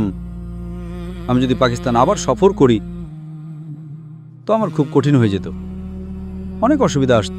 সরকারের পক্ষ থেকে অভিযোগ, এমনিতেই অভিযোগ, যত মুসলমান একবার বিখ্যাত হয়ে যায় তো মানুষ গ্রহণ করতে লাগে, অনেক তো ভারত সরকার পেছনে পড়ে যায়, সম্ভাবনা আছে। তো আমন্ত্রণ আমার সবচেয়ে বেশি দুনিয়াতে। যদি আমি 2016-তে আমি ছাড়লাম, আমি হিজরত করলাম ভারত থেকে মালয়েশিয়া, প্রায় ওই সময় 5,000 আমন্ত্রণ ছিল পাকিস্তান, সারা দুনিয়া থেকে, সারা দুনিয়া থেকে যা আমি গ্রহণ করিনি। গ্রহণ করেছে আলাদা ব্যাপার, বাকি ছিল। তার মধ্যে প্রায় 500 শুধু পাকিস্তান থেকে ছিল, 500। আর ওই সময় যে আমন্ত্রণ হতো তো খুব স্বাভাবিক বক্তৃতার জন্য আমি যেগুলো আসতো, কিন্তু আমি বললাম এখন আসা তো কঠিন, ইনশাআল্লাহ টেলিভিশনের মাধ্যমে যাব। তো টেলিভিশন শুরু হয়ে গিয়েছিল। ডাক্তার সাহেব, আমরা আপনার হাজার হাজার বক্তৃতা দেখেছি, যেখানে আপনি সবাইকে লাজবাব করে দিয়েছেন, প্রতিটি প্রশ্নের উত্তর দিয়েছেন। ভাইটি খুব সুন্দর একটি প্রশ্ন করেছেন, আর উত্তর ধুমধাম। কখনো কি এমন কোনো প্রশ্ন, এমন কোনো কঠিন প্রশ্ন বা এমন কোনো কঠিন প্রতিপক্ষ এসেছে যা আপনাকেও ভাবতে বাধ্য করেছে যে আরে এই কথার কি উত্তর দেব, আর আপনি কারোর কাছ থেকে পরামর্শ নিয়েছেন বা আল্লাহ তারপর মনে দিয়ে দিয়েছেন, কিন্তু খুব কঠিন লেগেছিল? সেই মুহূর্তটা একটু আমাদের জানান। না, আপনার এই প্রশ্নটা কঠিন প্রশ্ন। আচ্ছা, এটা কঠিন। হ্যাঁ, এমন অনেকবার, একবার না অনেকবার এমন হয়েছে। অনেকবার এমন হয়েছে যে যখন আমি জনতার উন্মুক্ত মঞ্চে আমি প্রশ্ন উত্তর সামলাচ্ছি, আর কোনো প্রশ্ন আসে আর আমার উত্তর জানা নেই। জানা নেই? এমনটা হতে পারে না ডাক্তার সাহেব। আমরা তো এটা বলতাম, এই দেখো এখনই ডাক্তার সাহেব আসবেন আর উত্তর দিয়ে দেবেন। কিন্তু আপনি যে এরপর জিজ্ঞেস করলেন যে আল্লাহর কিন্তু সাহায্য সবসময় এসেছে, মাশাআল্লাহ। কখনো এমন হয়নি যে আল্লাহর সাহায্য আসেনি। জ্ঞান তো কোনো মানুষই বলতে পারে না যে আমার সব জ্ঞান আছে, ঠিক। আর আমি তো বলতেই পারি না। তো এমন অনেক প্রশ্ন আছে। কিছু প্রশ্ন এমন যে প্রশ্ন সে আমাকে আজ করেছে, আর গতকালই আমি তার উত্তর পড়েছি। গতকাল সন্ধ্যায় পড়েছি, আর এই প্রশ্ন আজ করছে। এটা তো আল্লাহর পক্ষ থেকে।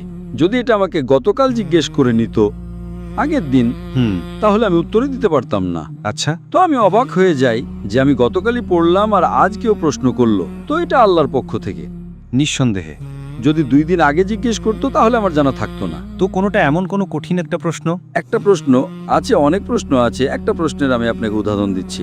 একটা প্রশ্ন আছে যে এক ব্যক্তি, তার নাম হলো রাহুল, যে দুবাইয়ের ভেতরে যখন আমি একটা আমার শ্রোতা, যে বম্বের শ্রোতা আলহামদুলিল্লাহ, কারণ তাতে অনেক অমুসলিম থাকতো আর অনেক অন্য ধর্মের মানুষ থাকতো, জ্ঞানী মানুষ থাকতো।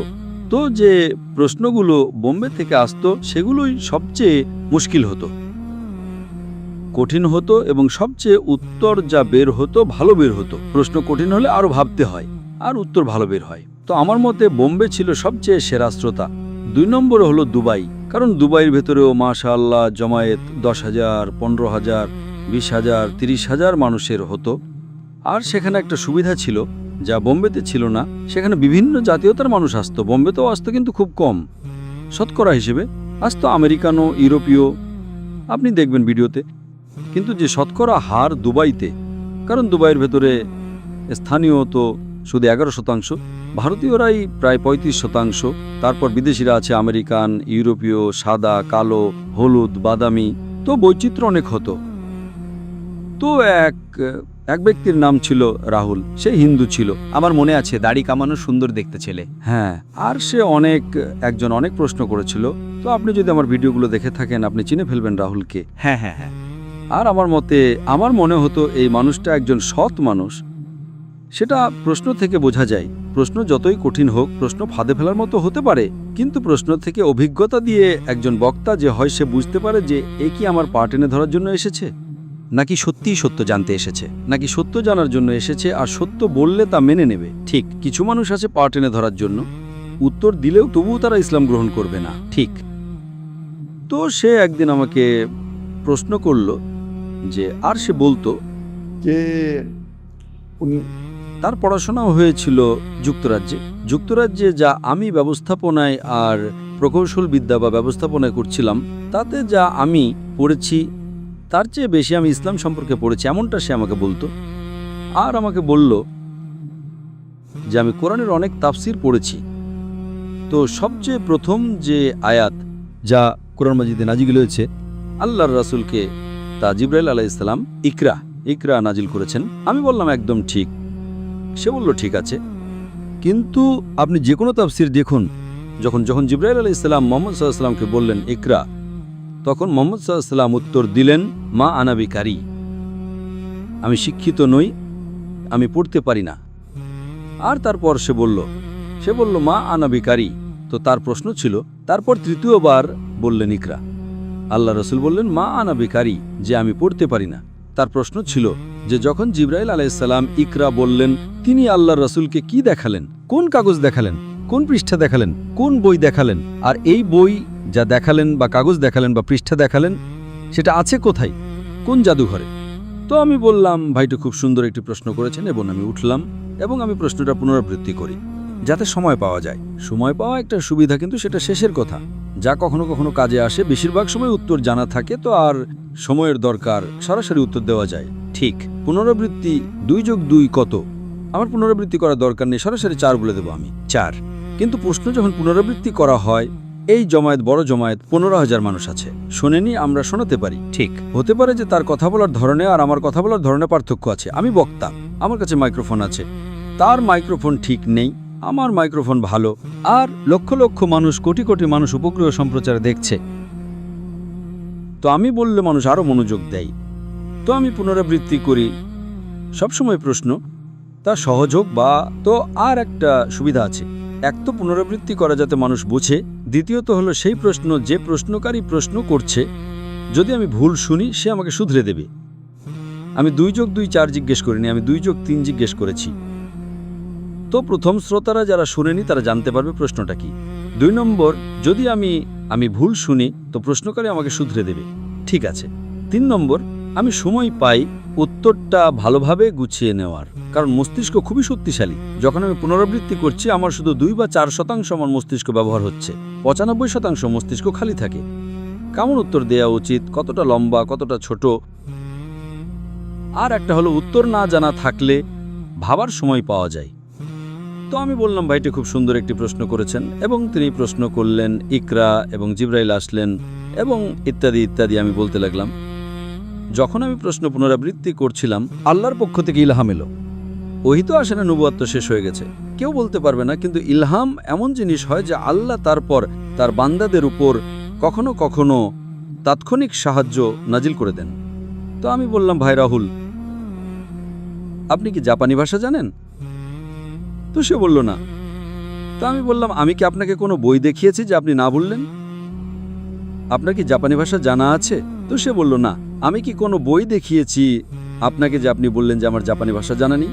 তো যখন আমি বই দেখাইনি আপনি বললেন জাপানি ভাষা জানা নেই। তো একইভাবে বাহ, জিবরাইল আলাইহিস সালাম যখন মুহাম্মদ সাল্লাল্লাহু আলাইহি ওয়াসাল্লামকে ইকরা জিজ্ঞেস করলেন, তো মুহাম্মদ সাল্লাল্লাহু আলাইহি ওয়াসাল্লামের জিজ্ঞেস করার দরকার নেই কাগজ কোথায়, বই কোথায়, সেটা কি কথা ডাক্তার সাহেব, বাহ বাহ বাহ।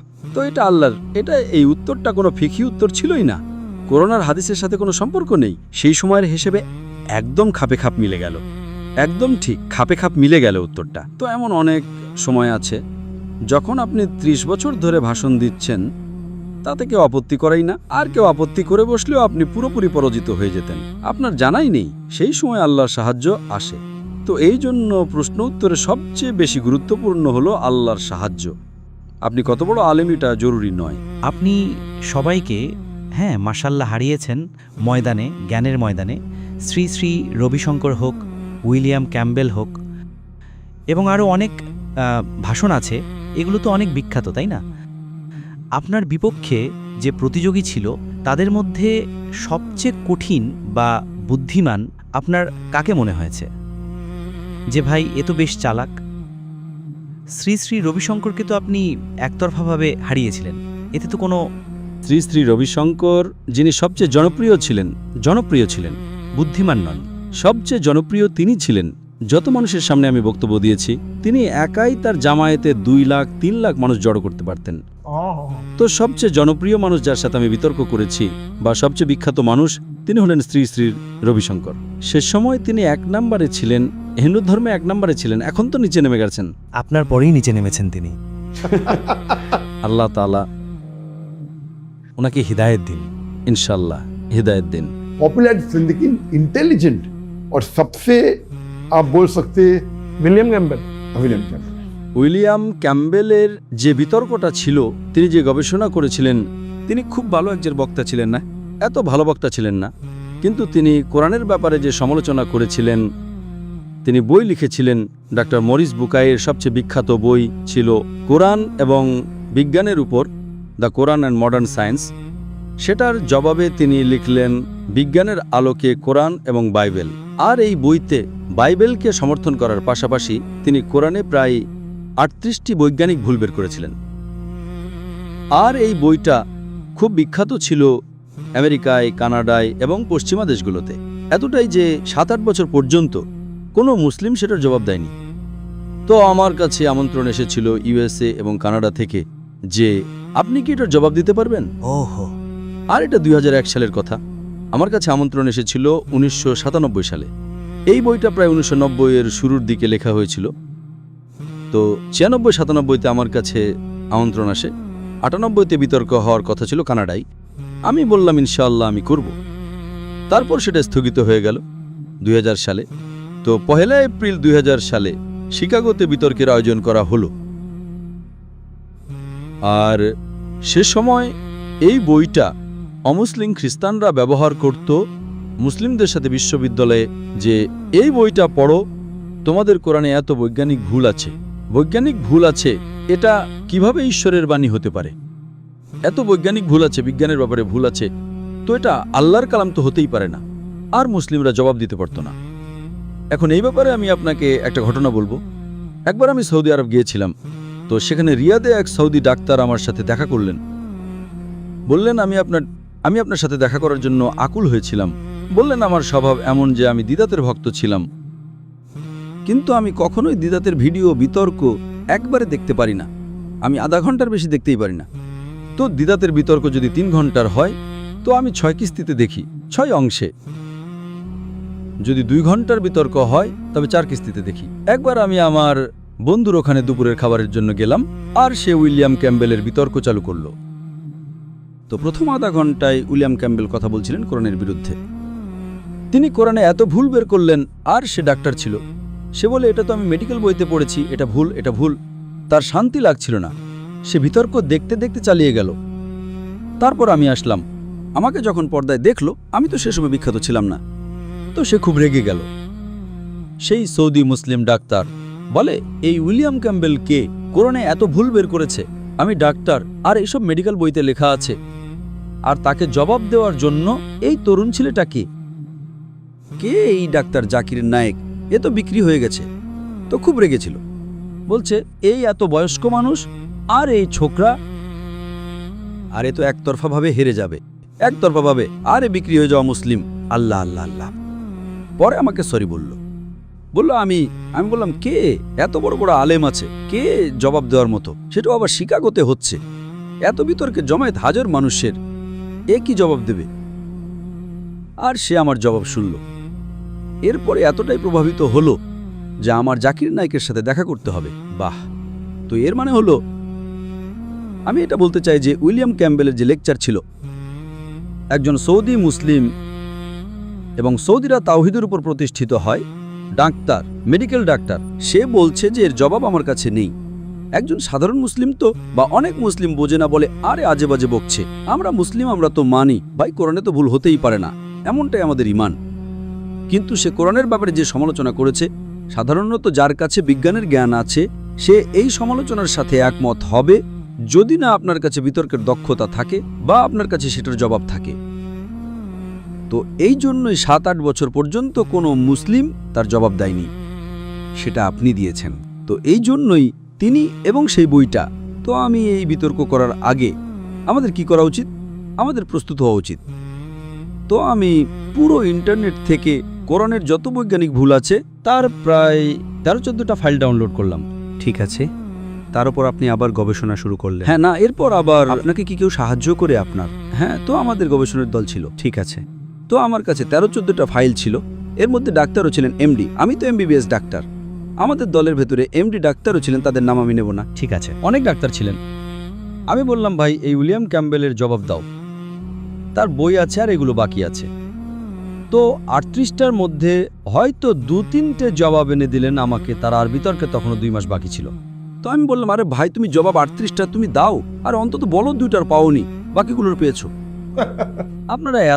আপনারা দায়ী আছেন এত বছর ধরে ময়দানে, আয় হায় হায়, আর বাকি যে আমি ফাইল নিয়ে আসলাম 14টা ফাইলে, তার মধ্যে অর্ধেকের বেশি জবাবই নেই তাদের কাছে। আয় হায় হায় হায়। তো আমি বললাম ঠিক আছে। তো আমি তো চমকে গেলাম, ভাই এরা এমডি ডাক্তার, আমি তো এমবিবিএস ডাক্তার। এমডি ডাক্তার যখন জবাব পেল না, আর সেই ময়দানের মানুষ দায়ী, তো আমি কি জবাব খুঁজবো? আল্লাহ আল্লাহ আল্লাহ। এই কারণে আল্লাহর সাহায্য থাকে। তো 1 মাস বাকি ছিল বিতর্কের জন্য। তো আমি বললাম 1 মাস তো অন্তত আগে বিতর্কের জন্য অনেক প্রস্তুতি নিতাম এখন।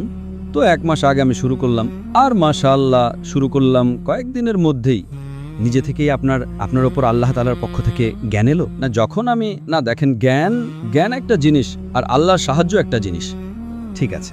তো আমি যাই বক্তব্য দিই, আমার মতে আল্লাহর সাহায্য সবচেয়ে গুরুত্বপূর্ণ। নিঃসন্দেহে, পরিশ্রম তো আছেই। নিঃসন্দেহে। তো এই জন্যই আমি বলি যে কোনো কাজে সফল হওয়ার জন্য তিনটা নিয়ম আছে। 1 নম্বর সেটা দাওয়াতি কাজ হোক বা ব্যবসা হোক। 1 নম্বর নিয়ম আল্লাহ তাআলা বলেন সূরা আলী ইমরান সূরা নম্বর 3 160 নম্বর আয়াতে যে যদি আল্লাহ তোমাদের সাহায্য করেন তবে কেউ তোমাদের পরাস্ত করতে পারবে না। যদি আল্লাহ তোমাদের ছেড়ে দেন তবে এমন কে আছে যে তোমাদের সাহায্য করতে পারে। তাই মুমিনদের উচিত আল্লাহর উপরই ভরসা রাখা। অর্থাৎ আল্লাহ যদি আপনাদের সাহায্য করেন তবে আপনাকে কেউই পরাজিত করতে পারবে না। কিন্তু আল্লাহ যদি আপনাকে ছেড়ে দেন তবে কেউই আপনার সাহায্য করতে পারবে না। এজন্যই হে মুমিনরা আল্লাহর উপর ভরসা রাখো। তো আপনি যত বড়ই পারদর্শী হন না কেন, যে কোনো বিদ্যায় আল্লাহ ছাড়া আপনি শূন্য। তো সেই প্রশ্নগুলো কিভাবে তারপর আপনার মাথায় এলো? জি হ্যাঁ, তো প্রথম এটা। দ্বিতীয় সূত্র হলো আল্লাহ তাআলা ফরমান সূরা আনকাবুত সূরা নম্বর 29 আয়াত নম্বর 59, যদি আপনি আল্লাহর পথে জিহাদ করবেন, সংগ্রাম করবেন, তো আল্লাহ তাআলা আপনার রাস্তা খুলে দেবেন। তো সংগ্রাম করাটা গুরুত্বপূর্ণ, এটা হলো 2 নম্বর। সংগ্রাম করুন, প্রথম আল্লাহর উপর ভরসা করুন, আল্লাহর সাহায্য লাভ করুন।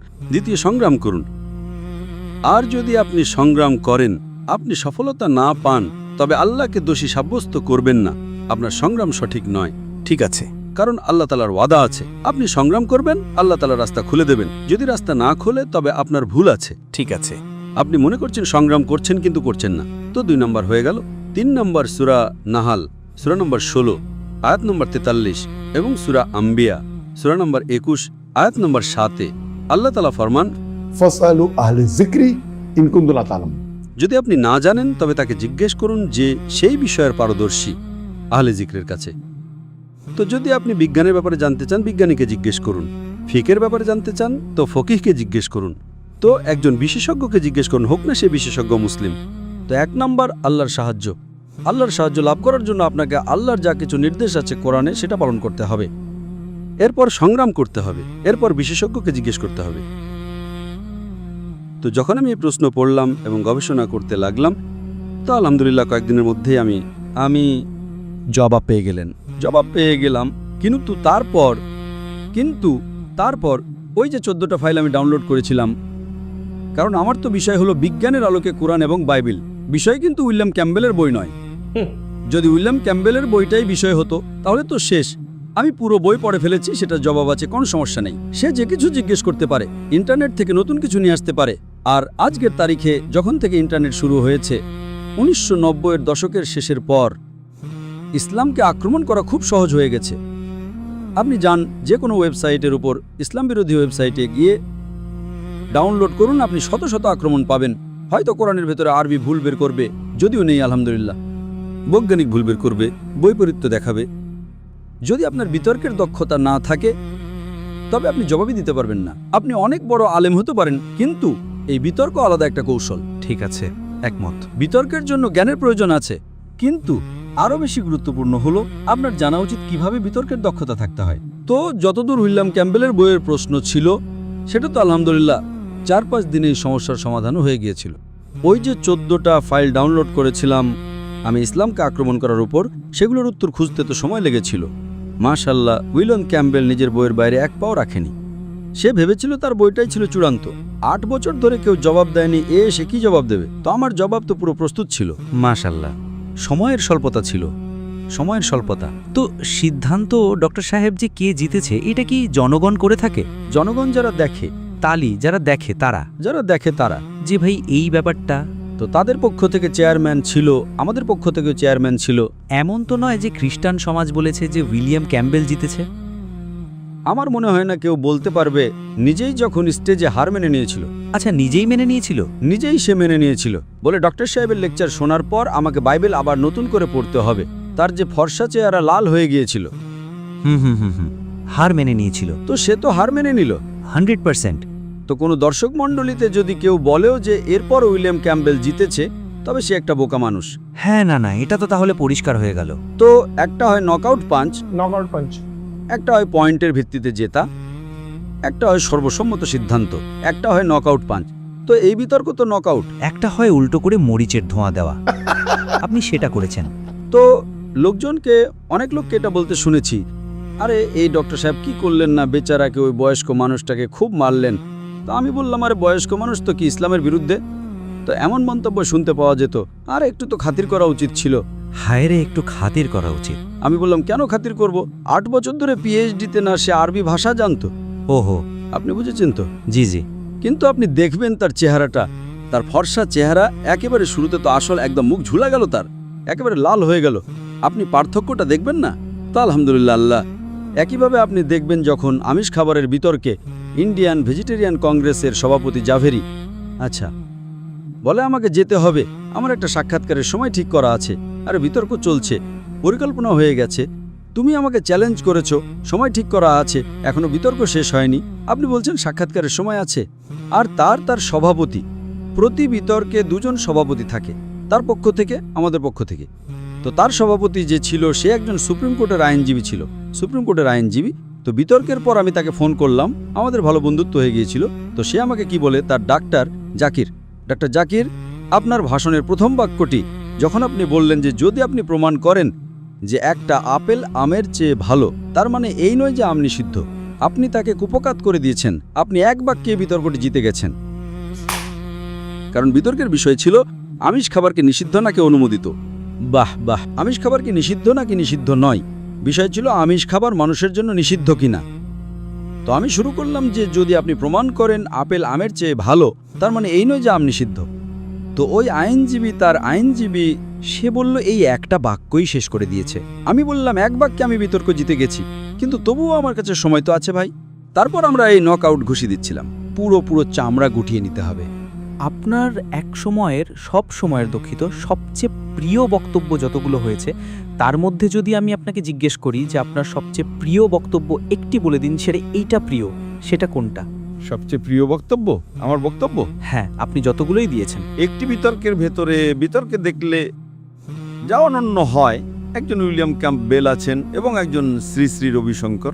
এই দুই বিতর্কের ভেতরে নিজস্ব আলাদা আলাদা স্তরের দুটি মানের দিক থেকে, কথার দিক থেকে অবশ্যই আমার সবচেয়ে দীর্ঘ বক্তব্য হলো কোরআনকে আল্লাহর বাণী, যা মালয়েশিয়াতে ছিল, যা সবচেয়ে দীর্ঘ অনুষ্ঠান, 6.5 ঘন্টার একটানা না থেমে। আচ্ছা। 2.5 ঘন্টার বক্তব্য ছিল আমার জীবনের জনসমক্ষে দেওয়া সবচেয়ে বড় বক্তব্য যা আমি দিয়েছি, এবং প্রশ্নোত্তর 4 ঘন্টার উপরে ছিল। তো তার ভেতরে অবশ্যই এটা একটা দীর্ঘ বক্তব্য ছিল এবং সাথে বৈচিত্র্য ছিল। তো প্রতিটি বক্তব্যের আলাদা আলাদা সুবিধা আছে। তো বিতর্কে যেমন আমি বললাম যে উইলিয়াম ক্যাম্পবেল এবং শ্রী শ্রী রবিশঙ্করের নিজস্ব গুরুত্ব আছে। পরে বক্তব্যে যদি আপনি দেখেন দাওয়াতি ময়দানে, তো দাওয়া বা ধ্বংস আছে। দাওয়াতি ময়দানে মুসলমানকে অনুপ্রাণিত করা যে দায়ী হও, সেটা দাওয়া বা ধ্বংস।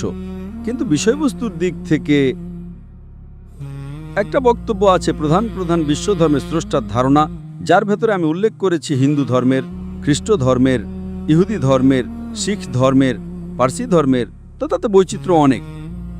তো এতে অনেক বিষয় আছে, আর প্রায় আপনি জানেন 100 বা 200 এর বেশি আছে। আরেকটা প্রশ্ন আরও আসছে যে বিভিন্ন ধর্মের যতগুলো বই আছে সেগুলোর মধ্যে সবচেয়ে কঠিন আপনার কাছে কোনটা লেগেছে, যে আরে এটা বোঝা কঠিন কিনা বোঝার ক্ষেত্রে, বা সেগুলোর যে কোনো তথ্যসূত্র বের করতে, যে আরে এটা কঠিন। বাইবেল আছে, যজুর্বেদ আছে, ভগবদ্গীতা আছে এবং বিভিন্ন বই আছে, সেগুলোর মধ্যে সবচেয়ে কঠিন মানে আলাদা আলাদা স্তর হয়। ঠিক, যদি আপনি বলেন পুরোপুরি বোঝার দিক থেকে কঠিন, সেটা হলো কোরআন। সবচেয়ে সহজ এবং কঠিন দুটোই। বোঝার জন্য সবচেয়ে সহজ বই হলো কোরআন, সবচেয়ে কঠিন হলো কোরআন। আপনি বলবেন এমনটা কিভাবে? কারণ কোরআন হলো পৃথিবীর সবচেয়ে অনুবাদ অযোগ্য বই। অনুবাদ অযোগ্য মানে কোরআনের আয়াতগুলো এমন যে একজন সাধারণ মানুষও মাশাআল্লাহ সে মুগ্ধ হবে এবং একজন জ্ঞানীও হবেন। তো কোরআনের একটি আয়াতের একাধিক অর্থ আছে, সেটা এমন একটি অদ্বিতীয় বই যে আপনি যতবার পড়বেন ততবার আপনি ভালোভাবে পড়বেন। মানবেন। প্রথমবার পড়বেন পছন্দ হবে, বাহ বাহ বাহ। দ্বিতীয়বার আরও পছন্দ হবে, তৃতীয়বার 100বার আরও। তো খুব কঠিন কেন? যে বই আপনি এক দুবার পড়ে ফেললেন এবং আপনি আর কোনো তথ্য পাবেন না, তো আপনি আর ফিরে পড়বেন না। তার মানে সবচেয়ে সহজও সবচেয়ে কঠিনও। কেন? আপনি 100বার পড়ুন আর তথ্য পাবেন আপনি। এমন কোনো বই পৃথিবীতে নেই। আপনি 4বার 5বার পড়ুন, এরপরে পড়ে লাভটাই বাকি। ঠিক। কোরআন এমন একটি, এই জন্যই বলি কঠিনও, সবচেয়ে সহজও, জ্ঞানীদের জন্য, একজন সাধারণ মানুষের জন্য। তো আল্লাহ তাআলা এই বইয়ের রচয়িতা, তিনি মানুষকে চেনেন। বাকি সব বই হলো মানুষের কাজ। সেগুলো শুরু হবে, শুরুতে একটা ছেলে আর একটা মেয়ে ছিল এবং পুরোটা গল্পের মতো হবে, একটা না, বুঝেছেন? ছোটবেলায় হলো, বড় হলো, নায়ক নায়িকা ছিল। কোরআন হলো আল্লাহ সুবহানাহু ওয়া তাআলার বাণী, নিঃসন্দেহে। সেই একই গল্প 7 আলাদাবার দেওয়া হয়েছে। हाँ इबलीस और हाँ आदम अलैहिस्सलाम की কখনো মাঝখানে চলে আসবে। তো এটা মানুষের মনের মতো, এটা কিভাবে কাজ করে। তো এটা সবচেয়ে সহজ এবং সরল, সবচেয়ে চিত্তাকর্ষক। তো কোরআন একটি অনন্য বই, আলহামদুলিল্লাহ। একটি বিতর্ক এমন আছে যাতে আমার মনে হয়েছে যে আপনার সাথে অবিচার হয়েছে, আপনাকে সময় দেওয়া হয়নি, যাতে শাহরুখ খানও বসেছিল এবং বরখা দত্ত যে সঞ্চালক ছিল, আরও উদারপন্থী ধরনের মুসলমানরা বসেছিল এবং আপনিও বসেছিলেন। আপনি ইসলামের প্রতিনিধিত্ব করছিলেন। সেটার একটু ঘটনা শোনান, যে শাহরুখ খানও যে বসেছিল এবং আপনি আমাকে বলেছিলেন গতবার যে সেও আধ ঘন্টা আলাদা করে আপনার সাথে দেখা করতে এসেছিল এবং বুঝছিল তারা কি করেছিল। ওই অনুষ্ঠানে আপনার অংশ এডিট হয়েছিল, সেটা একটু বলবেন? প্রথমত সেটা বিতর্ক ছিল না, সেটা আলোচনা অনুষ্ঠান ছিল। আলোচনা অনুষ্ঠান ছিল কিন্তু সবার দৃষ্টিভঙ্গি থেকে। বিতর্ক ছিল না। বিতর্কের ভেতর কি হয়? কিন্তু বিতর্ক তো হয়েই গেছিল ডাক্তার সাহেব। মতবিরোধ হচ্ছে, কেউ কারোর সাথে করছে, কেউ কারোর সাথে করছে। হ্যাঁ, আলোচনা অনুষ্ঠানের ভেতরে নিজেদের মধ্যে যুক্তিতর্ক হচ্ছে। বিতর্ক এক ধরনের চিটিং হয়, কিন্তু বিতর্কেও প্রতারণা হয়। আগে সেটাই আসছে, তারপর আমি শাহরুখ খানের আলোচনা অনুষ্ঠানে আসছি।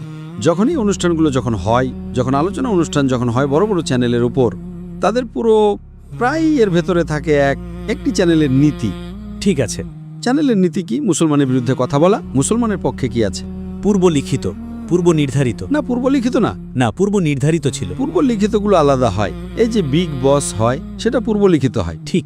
আমি একটি পর্ব দেখিনি, বিগ বসের একটি অনুষ্ঠানও দেখিনি, কিন্তু ধরন আপনার জানা আছে। কিন্তু সেটা জানা আছে। ওই যে বিদেশে বিগ ব্রাদার আছে, সেটার ধরন জানা আছে, দেখিনি আমি। আমার কাছে তো সময়ই নেই। সেটা পূর্ব লিখিত হয়, লেখা থাকে এবং বলে তুমি ঝগড়া করো, চড় মারো, মরিচ ছেটাও, এটা করো, ওটা করো, গালি দাও, এমন পূর্ব লিখিত। আলোচনা অনুষ্ঠানে কি হয়? আপনি একজন মানুষকে ডাকেন যে বিশেষজ্ঞ, কিন্তু ওই সঞ্চালক থাকে, সে তাকে প্রভাবিত করতে পারে। আর আমরা তো গণমাধ্যমের মানুষ, বিষয়গুলো বোঝেন।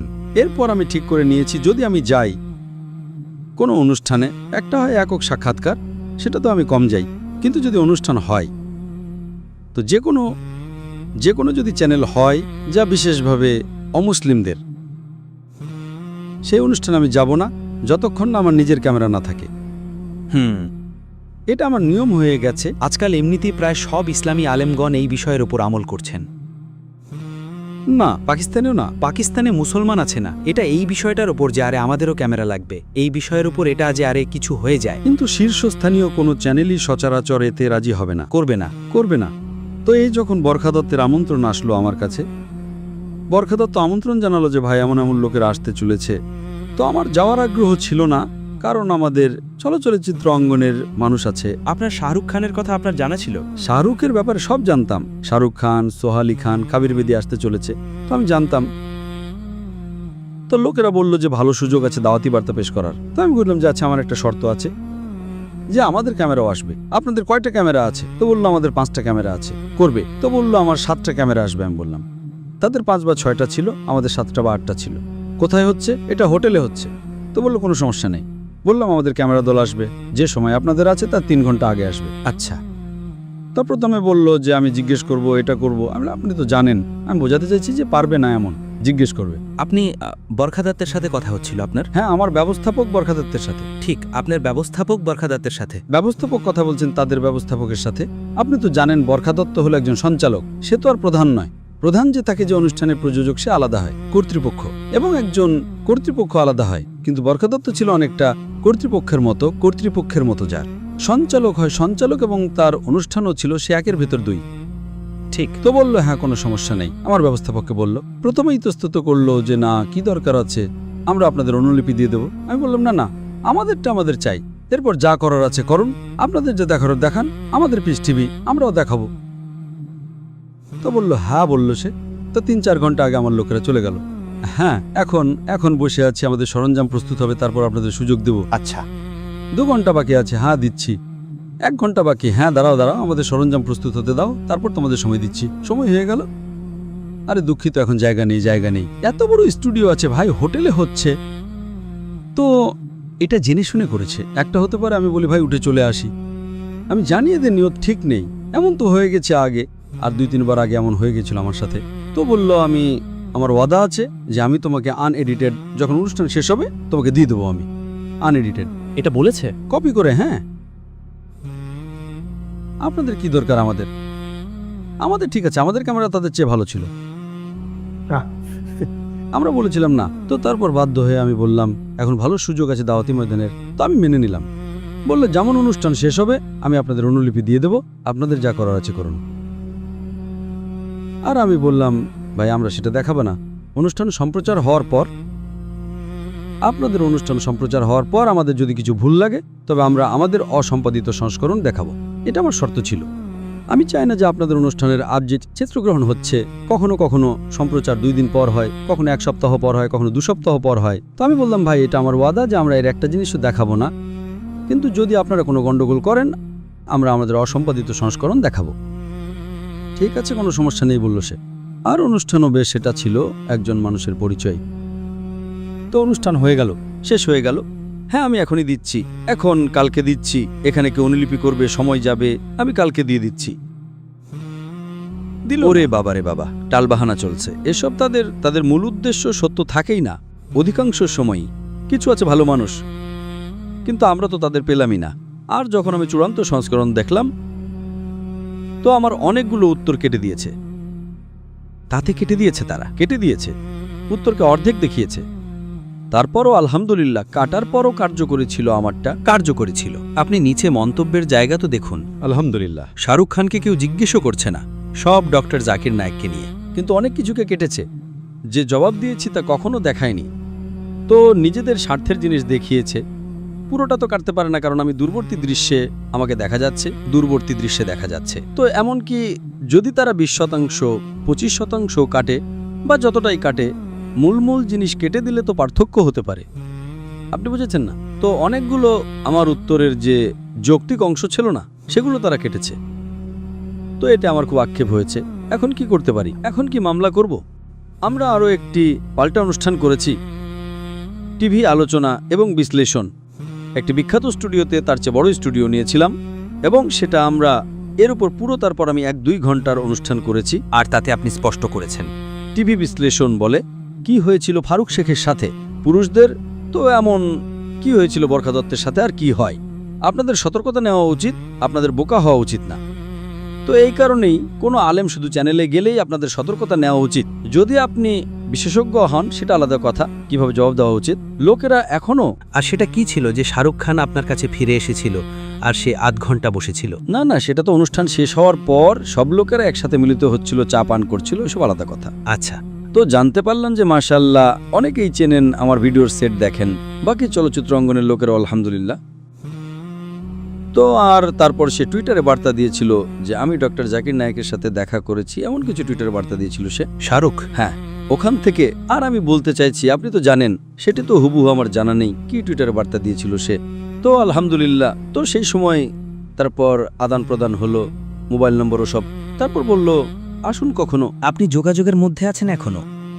আসলে না, তারপর দেখা সাক্ষাৎ হয়েছিল 1-2 বার। কোথায়? एयरपोर्ट के ऊपर, एयरपोर्ट किस जगह पे? आई थिंक बॉम्बे एयरपोर्ट पे। अच्छा, যখন আমি যাচ্ছিলাম সে আসছিল তেমন মানে। তো সে কি কথা বলে যখন শাহরুখ খান আপনার সাথে দেখা করে? তো কোন বিষয়ে কথা বলে? কোনো ইসলাম বোঝার বিষয়ে কথা বলে, নাকি কোনো বিষয়ে কৌতূহল থাকে যে বোঝা যাক? না, সে আমাকে একটা বিষয় জিজ্ঞাসা করেছিল, যা এটার বাইরে।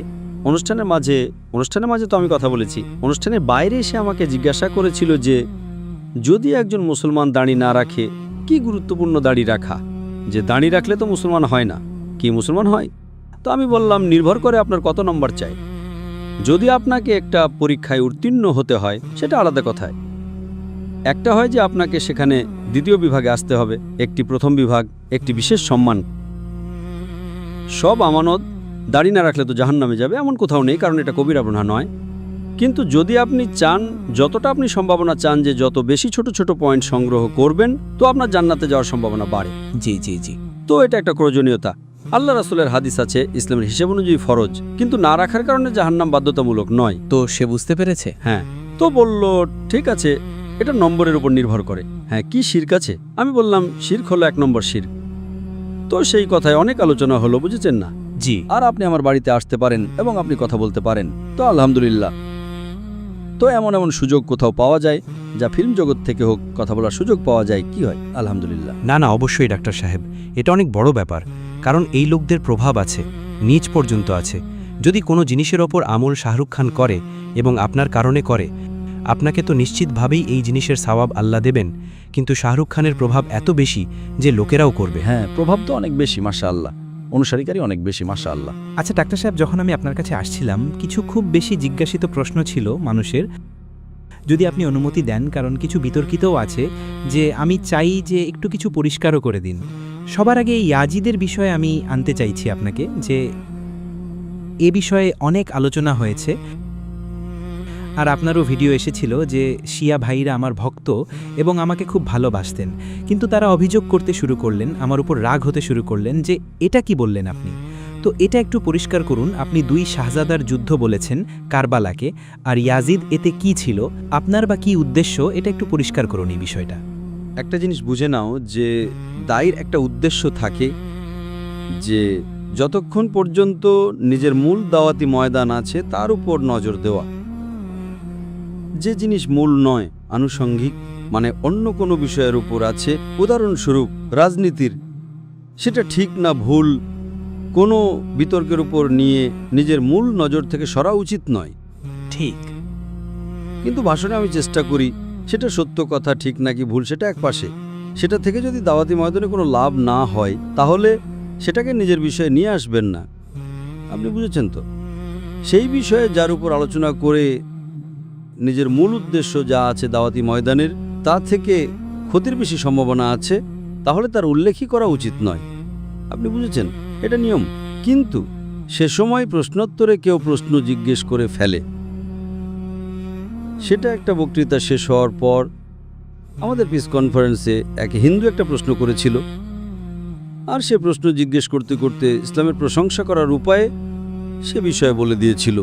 তো এই যে বিতর্ক ছিল তার জবাব তো পুরো আমি সম্পূর্ণ দিয়ে দিয়েছি, আর সে বিতর্ক শেষ হয়ে গেছে। যদি এক লাইনে এটাকে একটু, এখন এটা আবার নিয়ে আসবে, আমি জবাব আবার দেব, তাহলে কোনো লাভ নেই। এর লাভ এটা যেদিন, না, এর লাভ কি? জি জি, এর কি লাভ কি? কেন আপনাকে দেখা উচিত? উদাহরণস্বরূপ কে কে আমাকে জিজ্ঞেস করে যে এই বিজ্ঞানের ব্যাপারে, আমি একজন ডাক্তার, একটা বিজ্ঞানের ব্যাপারে কোনো প্রশ্ন আছে, উদাহরণ যা দিয়ে কোনো বেশি লাভ নেই, কিন্তু উদাহরণস্বরূপ এই কোভিড ছিল, এটা আসল ছিল নাকি সাজানো ছিল, যাই হোক, তা থেকে আমার দাওয়াতি ময়দানের সাথে কি সম্পর্ক আছে? একদল মানে কোভিড ছিল চীনের দ্বারা পরিকল্পিত, একদল মানে কোভিড ছিল আমেরিকার দ্বারা পরিকল্পিত, একজন বলে যে এটা প্রাকৃতিক ঘটনা। তো যা আমার দাওয়াতি ময়দান থেকে, আর আমি ডাক্তার, আর আমি জানিও জবাব আমি দিয়ে আমি কেন ভাগ করব?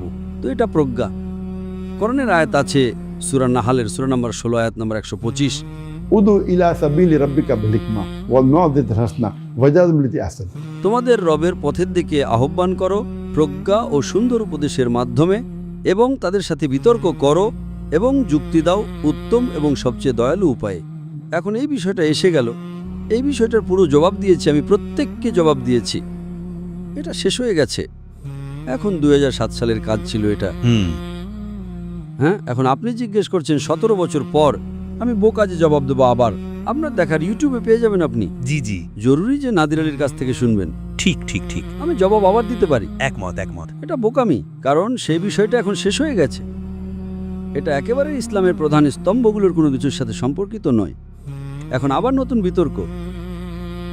এখন অনেক শিয়া আমার ভক্ত আছেন। আপনি কেন তাদেরকে আমার থেকে দূরে নিয়ে যেতে চাইছেন? না, আল্লাহ না করুন, না, আমি তো বিতর্ক আপনার শো বেশি দেখবে, আমাকে আমার শো দেখার আমার চিন্তায় নেই। আল্লাহ এতই দিয়েছেন, জি জি আমার চিন্তা আছে যে আখেরাতে কবে পাবো। তো আপনিও একজন মুসলমান হিসেবে দেখা উচিত যে আপনি যদি শো করছেন তবে আপনি কিসে সব বেশি পাবেন। যদি আমার এখানে আমার দর্শক সংখ্যা 1 মিলিয়ন বেড়ে যাবে কিন্তু আখেরাতের মধ্যে 1 মিলিয়ন পয়েন্ট কম হবে, তো আমি আখেরাতের বেশি চিন্তা করি। নিঃসন্দেহে সেটা দেখুন। জবাব তো আমি দিতে পারি, আমি কাউকে ভয়ও পাই না, মাশাআল্লাহ, ঠিক না? কিন্তু এটা একটা বিষয় যা শেষ, উত্তর দেওয়া হয়ে গেছে। আমার নিয়ত এটাই ছিল ডক্টর সাহেব যে এই জিনিসটাকে আপনি কোনো এক লাইনে জবাব দিন, তাহলে আমিও সেটা একটা মাধ্যম হই আপনার, আর সেটা পরিচয় এক লাইনের জবাব হলো যে কোরআনের শিয়া সুন্নি বলে কোনো শব্দই নেই। নেই। কোরআনের আয়াত আছে সূরা আল ইমরানের সূরা নম্বর 3 আয়াত নম্বর 103, واعتصموا بحبل الله جميعا ولا تفرقوا। ধরো শক্তভাবে আল্লাহর রশিকে এবং বিভক্ত হয়েও না। আল্লাহর রশিকে শক্তভাবে ধরো এবং নিজেদের মধ্যে বিভক্ত হয়েও না। আল্লাহর রশি কোরআন আর হাদিস।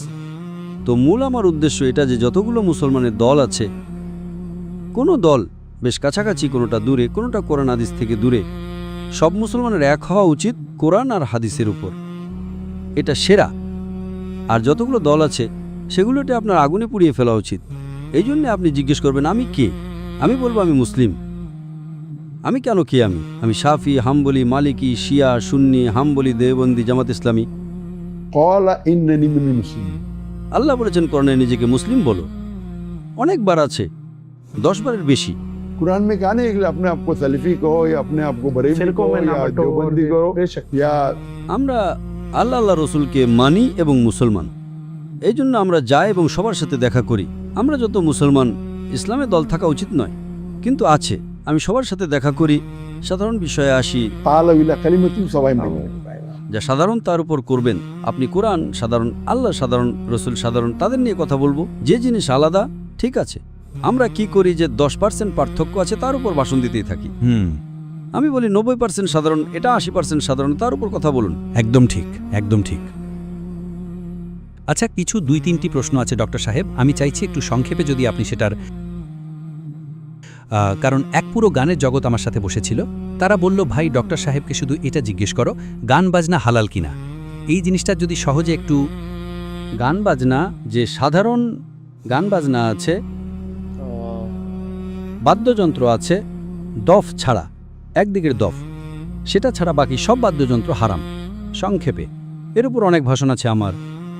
তো যদি আপনাকে প্রভাব ফেলতে হয়, উদাহরণস্বরূপ আমাদের পিস টিভিতে বাদ্যযন্ত্র থাকে না, ঠিক আছে, কিন্তু গান বাজনার অনেক সুবিধাও আছে, অনেক অসুবিধাও আছে, সেটার উপর আলোচনা আমি করেছি, একেবারে ঠিক। কিন্তু যদি আপনাকে প্রভাব ফেলতে হয় তাহলে আপনি একটা শরীয়তসম্মত শব্দ প্রভাব তৈরি করতে পারেন। শরীয়তসম্মত শব্দ প্রভাব মানে আমরা আপনার কণ্ঠ ব্যবহার করতে পারি, হালাল আছে।